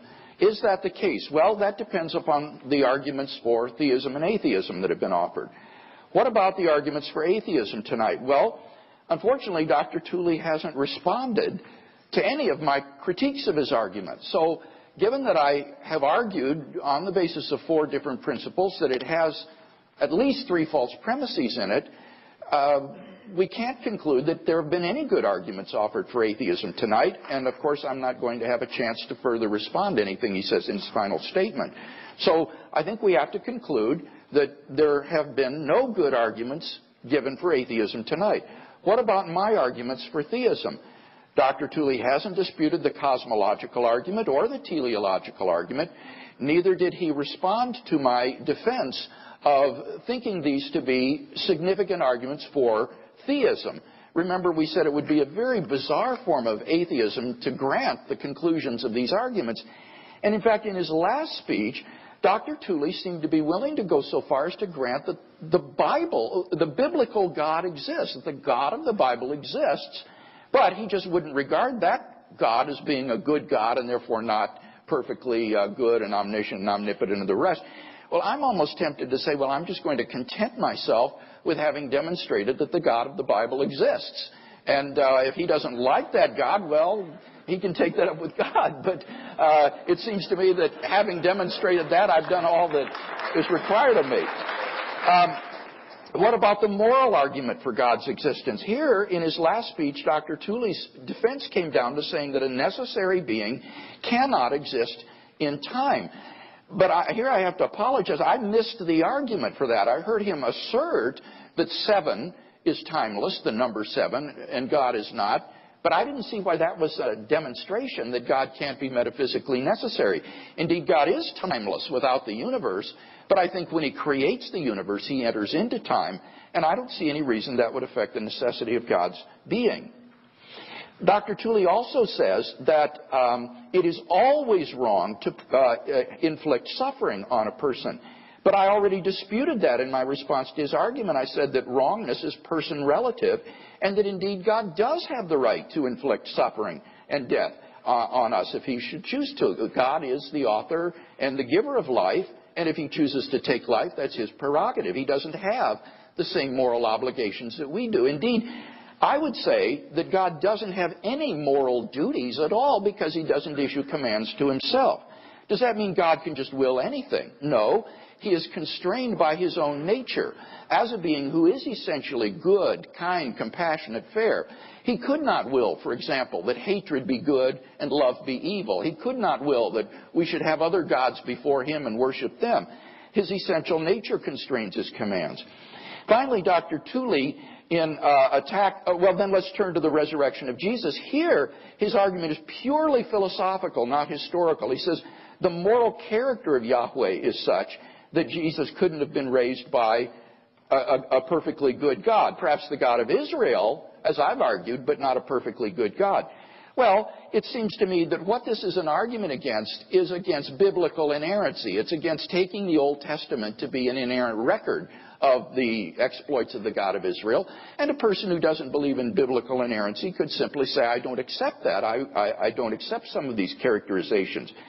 More than that, however, he takes things like God's destroying people as indicative of Yahweh's being evil, and I don't think that follows at all. I think God has the right to give and take life as he chooses fit. Most of the examples he gave were examples of God punishing people in judgment, and this is a demonstration of God's righteousness, which is God's goodness. Moreover, many of those laws that he mentioned were restricted to a theocratic society and have no applicability today because we don't live in a theocracy. So they're just irrelevant. The doctrine of hell, I've already answered that by saying that God doesn't want anyone to go to hell. People separate themselves freely from God irrevocably, and God respects that decision. He says Jesus had many false beliefs like the time of his return. I don't think that you can prove Jesus expected him to return in his own lifetime or the lifetime of those around him. Indeed, many of Jesus' parables predict a considerable delay. The master will be delayed in his return, and Jesus said no one knows the time of his return, not even himself. As for hell, certainly Jesus did warn people about hell. He warned people not to separate themselves from God, but to turn to God in repentance and faith so that they could be forgiven of their sin and their moral evil which separates them from him. So, in sum, tonight I don't think we've heard any good reasons to think that God does not exist. We've certainly heard a number of good reasons to think the God of the Bible exists. And for that reason, I remain enthusiastically a Christian philosopher.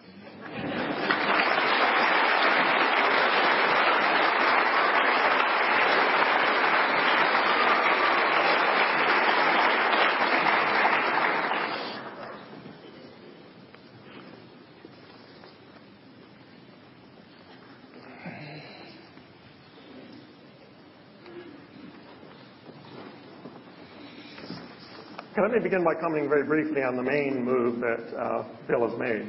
When I defined God initially, there was no voice of protest. When I offered the argument from evil, there was no voice of protest. But if you shift to a minimal definition of God as just a supernatural creator and so on, right, then the argument from evil is completely irrelevant, right? And that's the grounds on which you dismiss it. It seems to me that if one shows, there's a being who's creator, and it turns out that being is perfectly evil, that doesn't really respond to one's religious and other concerns and so on. It gives one no guarantee that, indeed, that justice is going to be done, that in the end that good will triumph and so on. So I think that I was arguing about focusing on the classical conception of God, according to which God is perfectly good, and that Bill has shifted away from that simply to avoid the force of my arguments. So, the inductive argument from evil. There are a number of responses that Bill typically makes. Again, he appealed to Christian beliefs, ignoring my point that first of all begs the question. And then secondly, he doesn't offer any evidence that those beliefs are likely to be true. I'm going to show that none of these is a satisfied response to my version of the argument from evil. I'll skip over some of the stuff to get to other stuff that's more important. He didn't appeal to skeptical theism. So the question is this: how does one apply inductive logic to the argument? Well, again, one has to ask, what is the basis of inductive logic? And the answer was sound equiprobability principles. Now, here's the crucial point, and this is one that Bill does not address at all. The very same equiprobability principle I use in my formal justification of the crucial inductive step in my formulation of the argument from evil is the precise principle that one must use if one is to solve the problem of justifying induction. Question that step in the argument then, and the result is as follows. You have no escape from the worst form of skepticism of all, skepticism of induction. Now, the only well-known contemporary Christian philosopher who is at least somewhat knowledgeable about inductive logic is Richard Swinburne. At a conference in Louvain, Belgium last summer, I read a paper setting out my formal version of the inductive argument from evil. Swinburne agreed that the inductive part of the argument is sound. I do not want to put it harshly, but Bill and other theists really need to do their homework here. They need to study inductive logic in a serious way and then work their way through my formal statement of the inductive argument from evil. Bill, in this discussion, attributed various premises to me that are not part of the argument I set out at all. That argument is a deductively valid argument except for one step, and all the premises, I think, are sound. Bill appealed to things like the Christian faith entails doctrines increase the probability of coexistence of God and evil. The problem is that what the Christian faith entails is completely irrelevant to inductive versions of the argument from evil unless it can be demonstrated that it's likely that Christianity is true. Here, we may think that by arguing the resurrection of Jesus, he's shown that Christianity is true. But in the first place, Bill's argument can be shown to be unsuccessful. In the second place, Christianity involves false beliefs and failed predictions. Mentioned before, demonic possession, failed prediction of the second coming of Jesus, failed prediction of power of faith healing that Christians are supposed to possess, a failed prediction of the power of intercessory prayer. Consider, for example, the following passage. Go into all the world and preach the gospel to the whole creation. He who believes and is baptized will be saved, but he who does not believe will be condemned. These signs will accompany those who believe. In my name they will cast out demons. They will speak in new tongues. They pick up serpents. They drink any deadly thing. It will not hurt them. They will lay their hands on the sick and they will recover. In the third place, distinction between all-powerful, all-knowing, and perfectly good God and the God of Christianity is again crucial. Thus, as I showed tonight, it's highly improbable that Yahweh, the Old Testament, or the Christian God who created hell is perfectly good. Any reasons that are offered to think that Christianity is true are therefore reasons for thinking the universe was created by a deity who was certainly not God. Response 3, arguments for God's existence. Let me skip over this.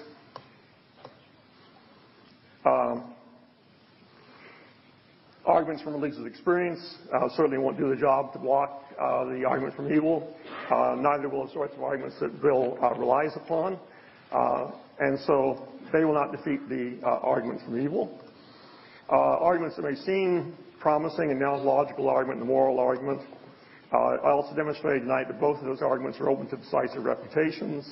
My views in this matter, moreover, are in no way idiosyncratic. Very few contemporary philosophers, indeed, think that either the ontological argument or moral argument is a sound argument, and with very good reasons that I have shown. Summing up, the inductive version of the argument from evil that I set out tonight is a sound inductive argument. The responses that Bill has made to it are totally without merit. Thirdly, as I've shown, not just the arguments that Bill has set out tonight, but absolutely all the arguments for God's existence that Bill defends are unsound. The conclusion, accordingly, is clear. It's been shown that it's highly unlikely that God exists. Thank you.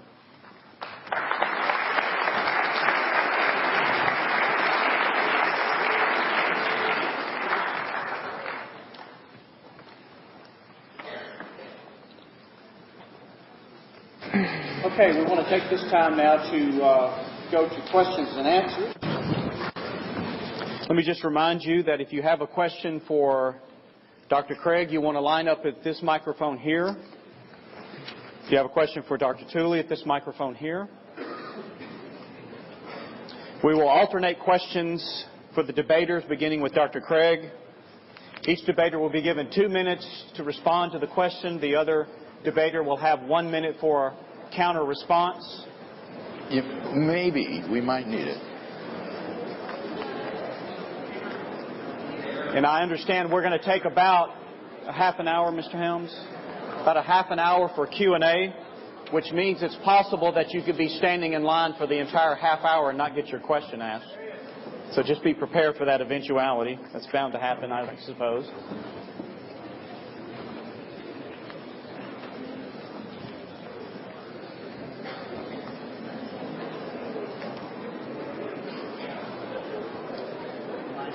Yes. 2 minutes for the response, 1 minute for the counter response. Are you going to do the timing on that too? Okay.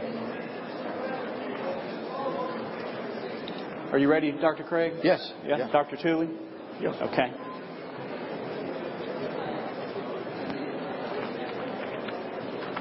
We'll begin over here. Please, sir. Your question for Dr. Craig. Hi. My name is Javen. My question is, well, your first point was the cosmological argument, which that there must be a first cause and that God is the first cause. Doesn't this just extend the problem, because then you must ask where God came from and what was the cause of said God? Okay, good question. Okay, go ahead. Notice the first premise. Whatever begins to exist has a cause. Something cannot come into being out of nothing. It can't come into being without a cause. But something which is eternal, which exists without beginning, wouldn't need to have a cause. And this isn't special pleading for God, because this is what the atheist has always said about the universe. The universe is eternal and uncaused, and therefore there doesn't need to be an explanation. But my argument is that for both philosophical and scientific reasons, we now have good grounds for thinking that the universe did begin to exist, and that points to its ground in a timeless cause which never began to exist. Dr. Tooley, a minute response. Right. What's happening here is that Bill appeals to a very restricted version of the causal principle. It's one that deals with things coming into existence. But consider something electron at a given moment, right? The electron doesn't come into existence at that moment, but its existence at that time has a cause in terms of earlier existence of states of that electron. So a correct principle will say that whenever you have a temporally located state of affairs, it's reasonable to believe that there is a necessary causal condition of that sort of thing, right? Now, I would maintain that anything that's causally related to anything else has temporal location. And so if God causes the universe, then God, so to speak, is in time, right? And so then an unrestricted causal principle will apply to states of God as well, right? And so the sort of Kalam cosmological argument that Bill appeals to, right, it all depends upon restricting the causal principle in a way that's completely unjustified. And once you shift from that to an unrestricted version, then the problem that was raised by the speaker comes up, and there's no satisfactory answer to it. Question for Dr. Tooley? Yes. Dr. Tooley, how do you personally account for objective value, morality, and purpose in a universe without God? Well, the idea is this, that on any view, ultimately, you have to have right-making and wrong-making properties, right? And so, for example, you might maintain that causing unnecessary suffering is morally wrong, right? And so what's the natural account of that? Well, the natural account of that is that there is a notion of being a wrong-making property, and it's a property of the property of causing unnecessary suffering, right? And so that's the natural reading of it, right? Now what happens is that Bill rejects that natural reading, describes it as abstract and so on, says he doesn't understand it, right? You know, philosophers working in that area have no difficulty understanding the notion, right? And he substitutes something else for it. And what he substitutes is actually very unclear, right? It talks about, you know, the existence of an omniscient being who's loving and so forth and so on, somehow is a truth-making state of affairs for, you know, things being good or bad, right?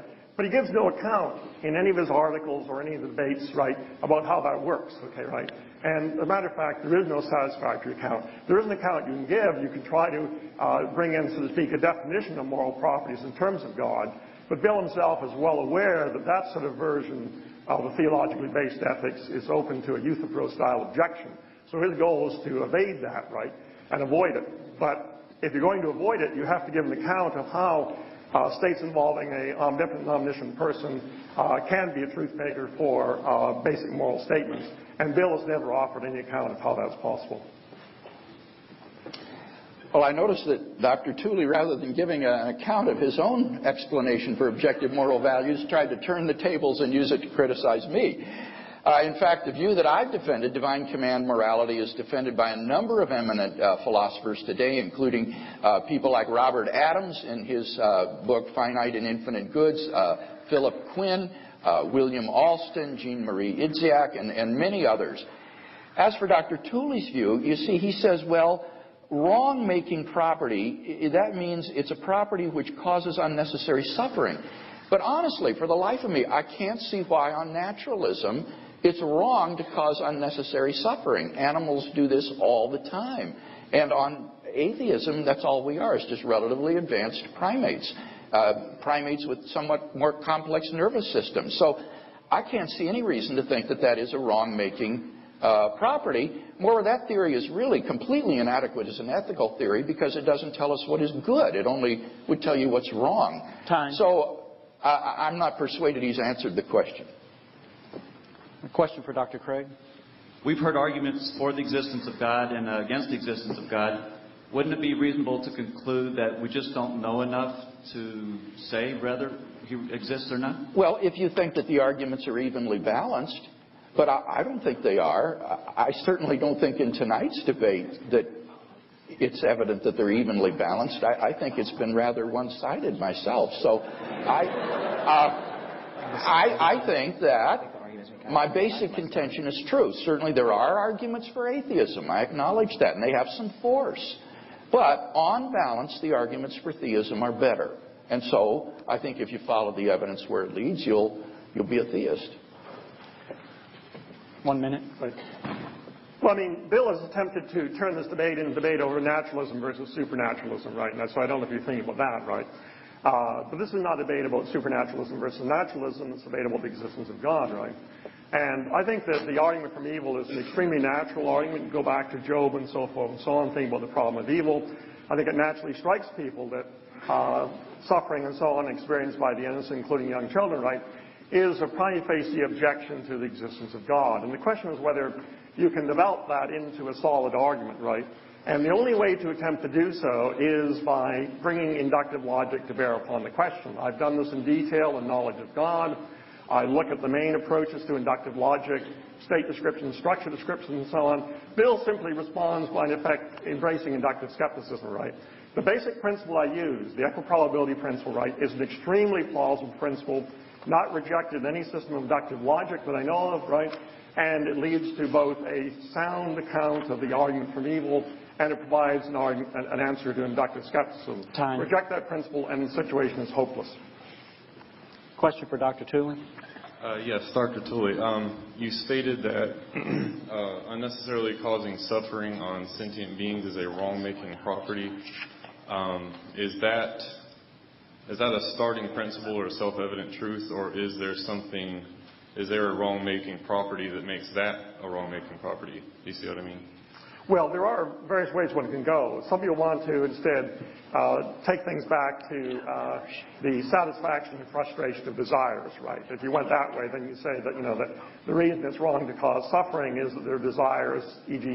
not to be experiencing that sensation, which are being frustrated, right? And so moral philosophers would disagree on that, okay? But I think relatively few philosophers would think that an act which has the property of causing suffering on sentient beings and so on is not an action that lacks the wrong-making property. Wrong-making property is something that makes something wrong, other things being equal. It can be outweighed by other considerations, so the claim is not that it's always wrong to cause suffering, right? The claim is that if an action has that property, then that's a fact that makes the action prima facie wrong, and it will make it wrong in the absence of other considerations, right? And, if I think about my colleague Mike Humer, right, he defends ethical intuitionism, and his view is, again, that there's an a priori connection between things like property causing needless suffering on the one hand, and on the other hand, the property being morally wrong. And that seems to me to be a perfectly tenable theory, and Bill has no objections at all to that theory, right? No arguments that he's offered against it. 1 minute. I just don't see any reason on atheism to think that causing unnecessary pain and suffering has a moral character to it. It seems to me that this is just natural. I would say that the property that makes things wrong, the wrong-making property, is being forbidden by God. God is the supreme good, what was called in the medieval times the summum bonum, the paradigm of goodness, and therefore has the authority to issue moral commands to us, which constitute our duties. So what makes something wrong is that it's forbidden by God, who is the moral authority. And that seems to me far more plausible than these moral duties on atheism. They're just sort of floating in the air without any sort of grounding. Question for Dr. Craig.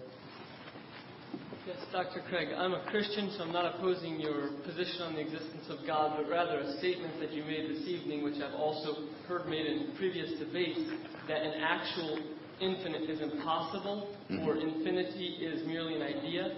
And could you speak to the question, does not that reduce God to a mere idea or an impossible? Good question. I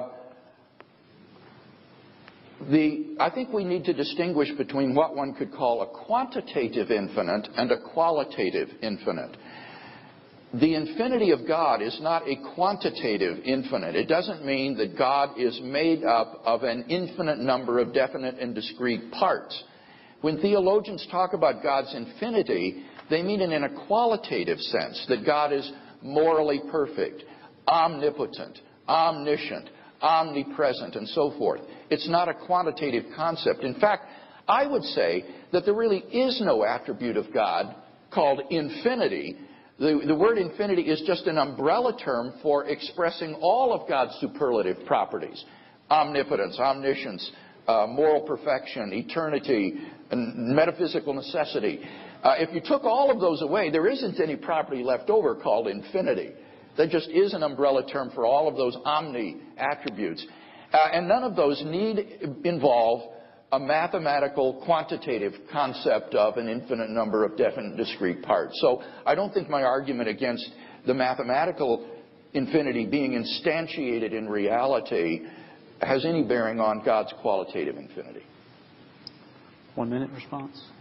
Well, I want to address the claim that some sort of quantitative notion of infinity is incoherent. I mean, the arguments that Bill offers for this are really just very bad arguments. So you get, infinity minus infinity. Well, if you have all the natural numbers, you take away, the even numbers, you're left with infinity, right? If, on the other hand, you have all the natural numbers and you take away all the numbers larger than 4, right, then you're left with 4. Contradiction. I mean, this is just a crazy argument, right? I mean, it's based upon the idea that somehow there's an incoherence, a contradiction in the notion of an actual infinity of things. But on the other hand, there's no contradiction in the existence of an infinity of natural numbers, right? And so mathematics is consistent, but somehow this just does not fit together at all, right? And he brings in talk about ideas and so on, but I mean, that doesn't help, right? If there's the contradiction in the existence of an actual number of things, right, there's going to be actually a contradiction in mathematics as well. And no mathematician would accept that sort of view. Question for Dr. Tooley. Dr. Tooley, You tried to prove that the existence of evil makes it highly unlikely for the existence of God.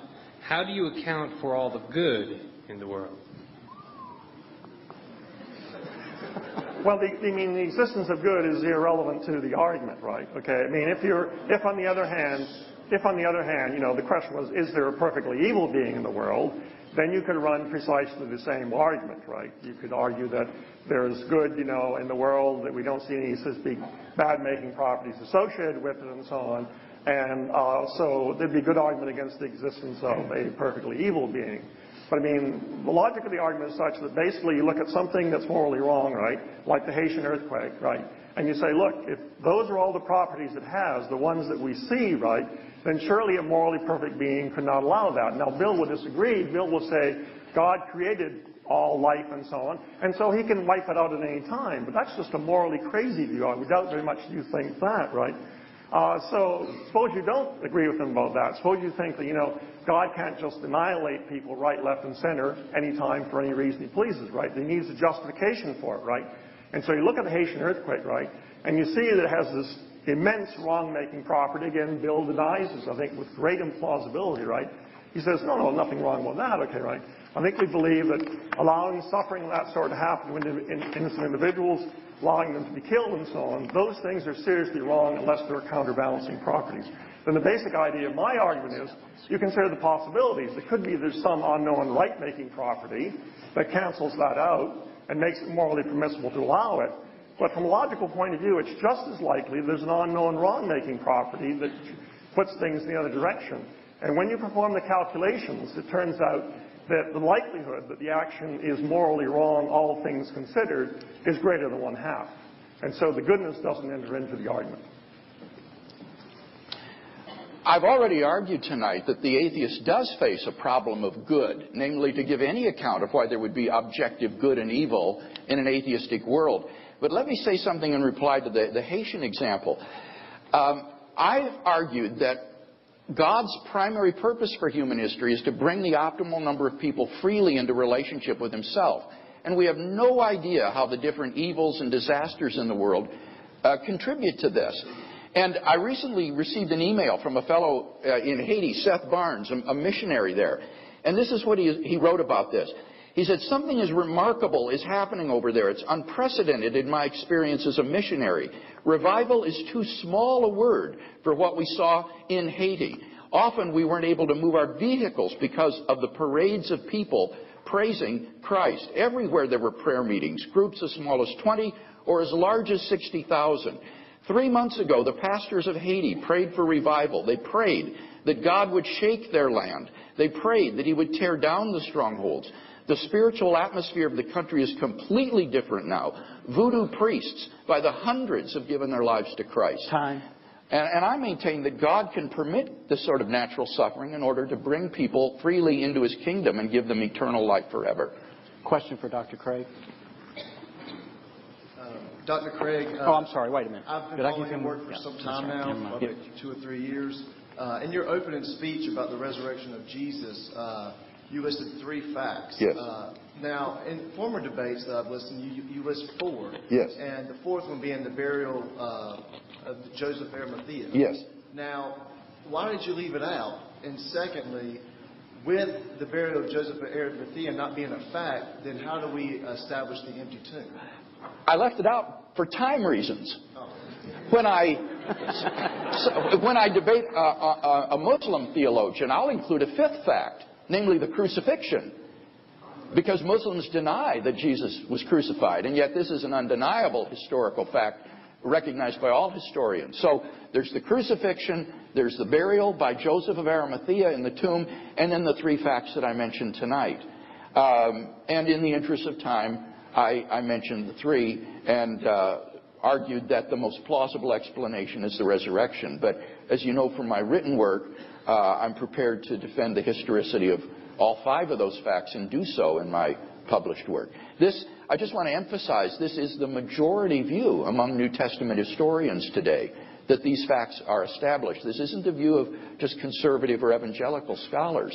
It's remarkable, but this does represent the mainstream conclusions of New Testament scholarship today. And I think that the best explanation of these facts is that the God of Israel raised Jesus from the dead, that Jesus was who he claimed to be, and God vindicated those claims in a dramatic and public way. Yes, let me just comment on the resurrection of Jesus argument. The first thing one has to do is one has to look at the probability of there being miracles in the world. Now, this isn't to be done in a priori fashion, as many philosophers have been guilty. You need to look at it empirically, right? And you need to look at the modern world and see whether or not there are good reasons for thinking that miracles occur in the modern world, right? And there are a number of books on this by Lewis Rose, faith healing and so on. A book by Randy investigating claims of faith healing. There was a report done by the Church of England back around 1920. There was also a report done by the British Medical Association and so on, right? Every careful study that's been done, including Miracles at Lourdes, there's a book by D.J. West, 11 Lourdes Miracles, right, has turned up a blank, okay? There are no good candidates for miracles in the modern world, right? And so the question is, what's going on historically? Well, again, you have to look at things like The Growth of Healing Legends. There's a book by A.D. White, which details what happened in the case of St. Francis Xavier. Stories that had no miraculous element gradually get transformed into miracles, right? So that's the starting point for an examination of the probability that Jesus was resurrected, looking at whether or not miracles occur in the modern world. Question for Dr. Tooley. Dr. Tooley, your arguments only appear to challenge the morality of God. Would you attempt to disprove the existence of an all-knowing and all-powerful creator figure, and why? Well, I think the situation is much less clear once you throw out the morality of God, right? Then the argument from evil is irrelevant. Now, Bill, of course, did not suggest that the argument from evil was irrelevant, right? It was only when I pointed out that his arguments were not arguments for a perfectly good God that he shifts to this minimal conception of God, right? And so the arguments will be very different, right? If this were a debate on naturalism versus supernaturalism, which it's not, right? But a number of theistic philosophers, including Bill, including Alvin Plantinga, cleverly attempt to turn the debate into a debate between naturalism and supernaturalism. This was Plantinga's strategy in the book that he wrote with me. His strategy was to attack naturalism. I pointed out that gets you to supernaturalism, but doesn't get you to God and monotheism. Now, Plantinga at least was honest, it seemed to me, right? He agreed that goodness had to be part of the definition of God. Bill wants to strip that out, okay, in order to avoid the force of the argument from evil and also to avoid the criticisms of the arguments that he offered. Suppose that you did raise the question of, is there an omnipotent, omniscient spiritual being? Then it's a very different ballgame, right? And you need arguments for naturalism, right? And they involve such things as the question of whether or not it's reasonable to believe that you and I have immaterial minds, okay? Or whether there are reasons to believe that the only things in the physical world that we know of are purely physical material things, right? That would be the focus of the argument. Now, I think there are good arguments of that sort, and it's a view that's widely accepted by contemporary philosophers. The people like David Armstrong and Jack Smart have defended it at length, okay? But it's a very different argument, and it's not the topic of this debate, much as Bill would like to make it the topic of this debate. But would you support that position, or would you not? Yeah. I think what is accurate is to say that the problem of evil cannot refute the Kalam cosmological argument or the teleological argument. These give you a creator and designer of the universe. And they don't pretend to give you the moral properties of this creator and designer. For that, you supplement it with the moral argument, which does give you God as the summum bonum, or the supreme good. So what this really means is that if the atheist is to deny that there is a creator and designer of the universe, he's got to do more than just put forth the problem of evil. He's got to refute the premises of the cosmological and teleological argument. Otherwise, he's stuck with a transcendent, timeless, spaceless, unfathomably powerful personal creator and designer of the world, which I think is a very significant conclusion to be drawn. In the interest of time, because we want to have enough time for you to interact with the debaters for a few minutes before we all have to vacate the building and maybe buy some material, we want to take one more question for each of the debaters. So we have one more for Dr. Craig. Sir, this is coming from a struggling Christian point of view versus a skeptical one. But if cause and effect for the most part, God is all-powerful, almighty, and all-knowing, correct? Yes. That was my idea of it, and that's the way I'm familiar with God. Yes. But my question is, for the most part, if God is all-powerful, all-knowing and everything, for the most part, when he created Adam and Eve, he was kind of shocked that Eve did that. But if he created them, did he know they were going to do that? In respect, does that mean, for the most part, if I'm just doomed to go to hell, doesn't mean I'm just going to go to hell, since he already knows technically when it's going to happen? I think God certainly does know what will happen. Yes, he has foreknowledge of the future. But you're expressing a position called theological fatalism, which says that if you know what will happen, then that thing cannot fail to not happen, or to happen. And I think that that is a fallacious argument. I've written a great deal on this. You could look on my website, reasonablefaith.org, or one of my books like The Only Wise God. It moves from saying necessarily if God foreknows X will happen, and the premise God knows X will happen, to saying therefore necessarily X will happen. And that commits a fallacy of modal logic. All that follows from God's knowing that X will happen is that X will happen. But it doesn't follow that it will happen necessarily. It could fail to happen. But if it were to fail to happen, then God would have known something different. So God's knowledge is chronologically prior to the event, but the event is logically prior to God's foreknowledge. The event doesn't occur because God foreknows it. God foreknows it because it will occur. Do you see? God's knowledge is like an infallible barometer. An infallible barometer doesn't determine the weather. It's that the weather determines the barometer. And from the reading of the barometer, you know exactly what the weather will be. It's infallible. But that doesn't mean the weather has to be that way. You see? The barometer merely foreshadows what will happen. And if what would happen would be different, then the barometer would read differently.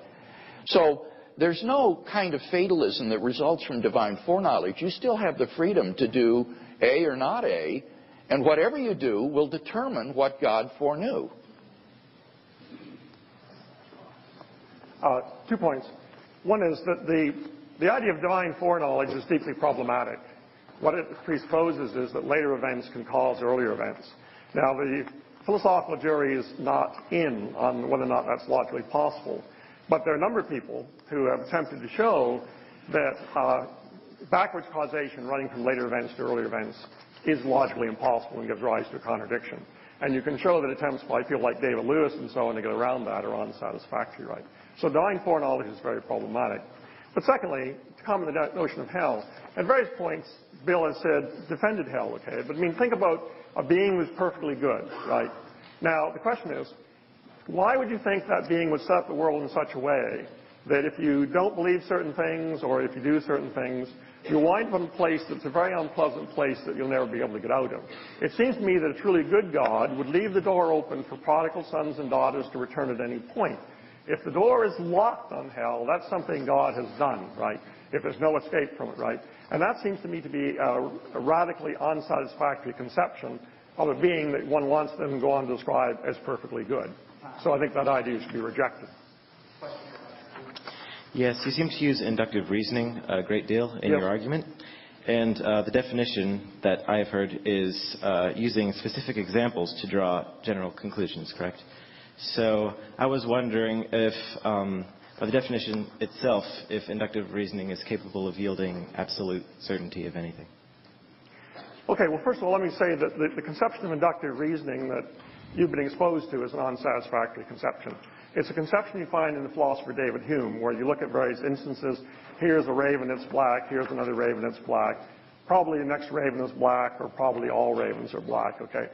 You can show that if that's all there is to inductive reasoning, then there are various skeptical challenges that you can't answer in any way. For example, one thing is that you can't get from knowledge of the macroscopic world, tables and chairs, to knowledge of electrons, protons, and neutrons. You'll never get an instance we'll get started, okay? So philosophers realized, beginning with C.S. Peirce in the 1890s, that you needed a broader conception. And it's sometimes referred to as inference, the best explanation, right? So the idea is that you look at a hypothesis, you see what its predictions are, you check out whether or not they're true, you look at what it can explain causally and so on. And the greater its explanatory power, the more reason there is to think that hypothesis is true, right? You need to consider competing hypotheses, and then see whether they have equal explanatory power and whether they're as simple and so forth and so on. So you need a much broader conception of induction than you have, right? Now, induction does not lead to certainty, right?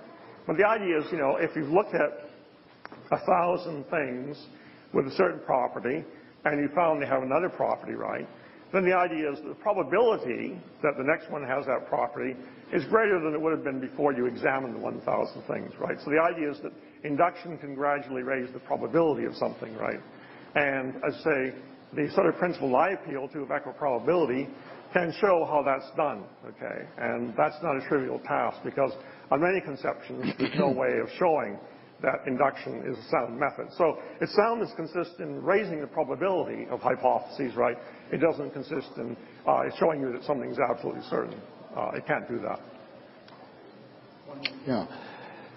I want to reiterate that Dr. Tooley's inductive argument from evil is based upon principles of inductive reasoning that he derives from Rudolf Carnap in the mid-20th century, which, according to the probability theorists I've talked to, are highly controverted and yield arbitrary and therefore non-objective probabilities. They're designed for a highly artificial language. They don't apply to real-life situations, and that therefore virtually no philosopher regards these as yielding the correct estimation of objective probabilities.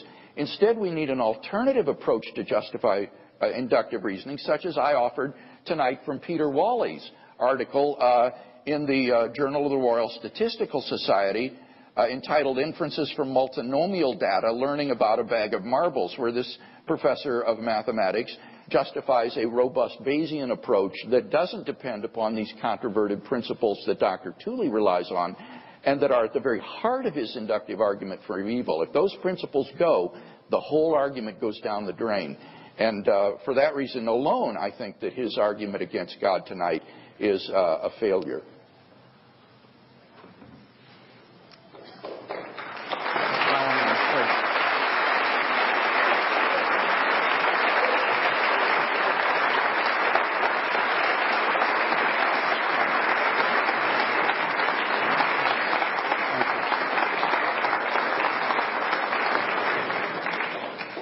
There's enough time left in the evening, perhaps, if you can hang around for some interaction with the debaters, if they are so willing, and maybe get an autograph of their books. Be aware that there are books for sale in the back. You might want to avail yourself to those and purchase. If you have your information card filled out, if you would be so kind to drop that in the box, and if you are so inclined as well to contribute financially to the efforts of Ratio Christi, you can make your donation there in that same box. Thank you for your attendance tonight.